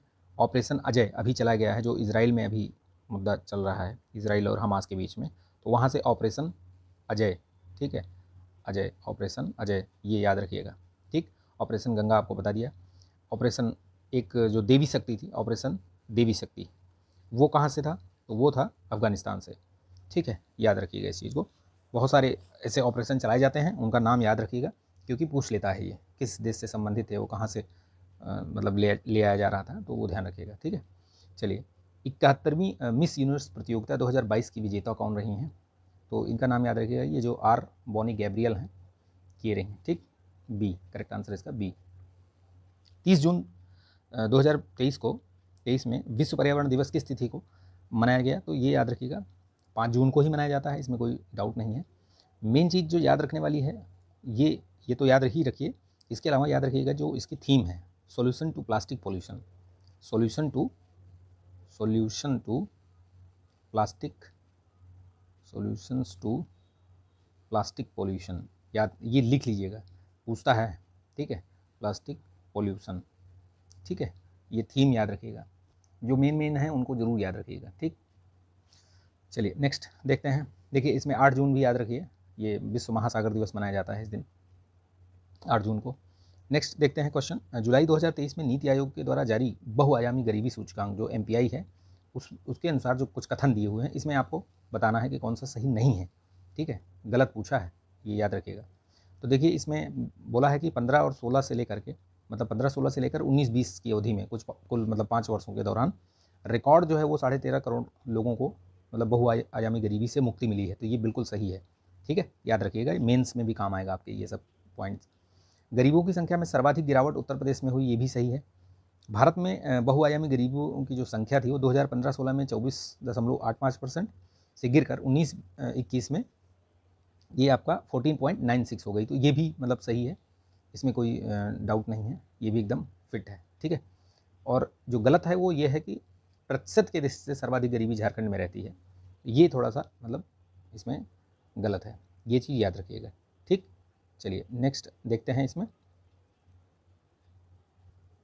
इसमें याद रखिएगा, ये जो इसमें जो प्रतिशत के दृष्टि से झारखंड नहीं है, है ना, इसी में कौन है, बिहार है। ठीक है, सबसे सर्वाधिक जो गरीब हैं प्रतिशत के हिसाब से 33.76 के लगभग है। ठीक है, अप्रॉक्स। जो भी कभी ऐसे जब कहीं आप मेंस में या कहीं भी इंटरव्यू वगैरह में या कहीं भी आप अगर कुछ फैक्ट्स बता रहे हैं, डाटा मतलब डेटा बता रहे हैं, तो उसको आप थोड़ा उसमें अप्रॉक्स लगा दिया करिए। ठीक है, उससे क्या होता है कि चीज़ें फिर मतलब एग्जैक्ट वो अगर नहीं पता है तो आप उसमें भी काम चल जाएगा, मतलब आगे पीछे थोड़ा वो चल जाएगा। हाल ही में world cities culture forum WCCF में शामिल होने वाला भारत का पहला जो भारतीय शहर कौन सा बना है? याद रखिएगा, जो पहला होता है, चाहे वो भारत का हो, मतलब यूपी का हो या किसी स्टेट का हो, ठीक, एशिया में हो, वर्ल्ड में हो, जो पहला होता है उसकी संभावना अधिक होती है कि वो परीक्षा में पूछा जाए। तो इसको याद रखिएगा, बेंगलुरु शहर है ये। ठीक है, ये जो इसमें फोरम में शामिल हुआ है, तो ये महत्वपूर्ण है। ठीक, चलिए नेक्स्ट देखते हैं।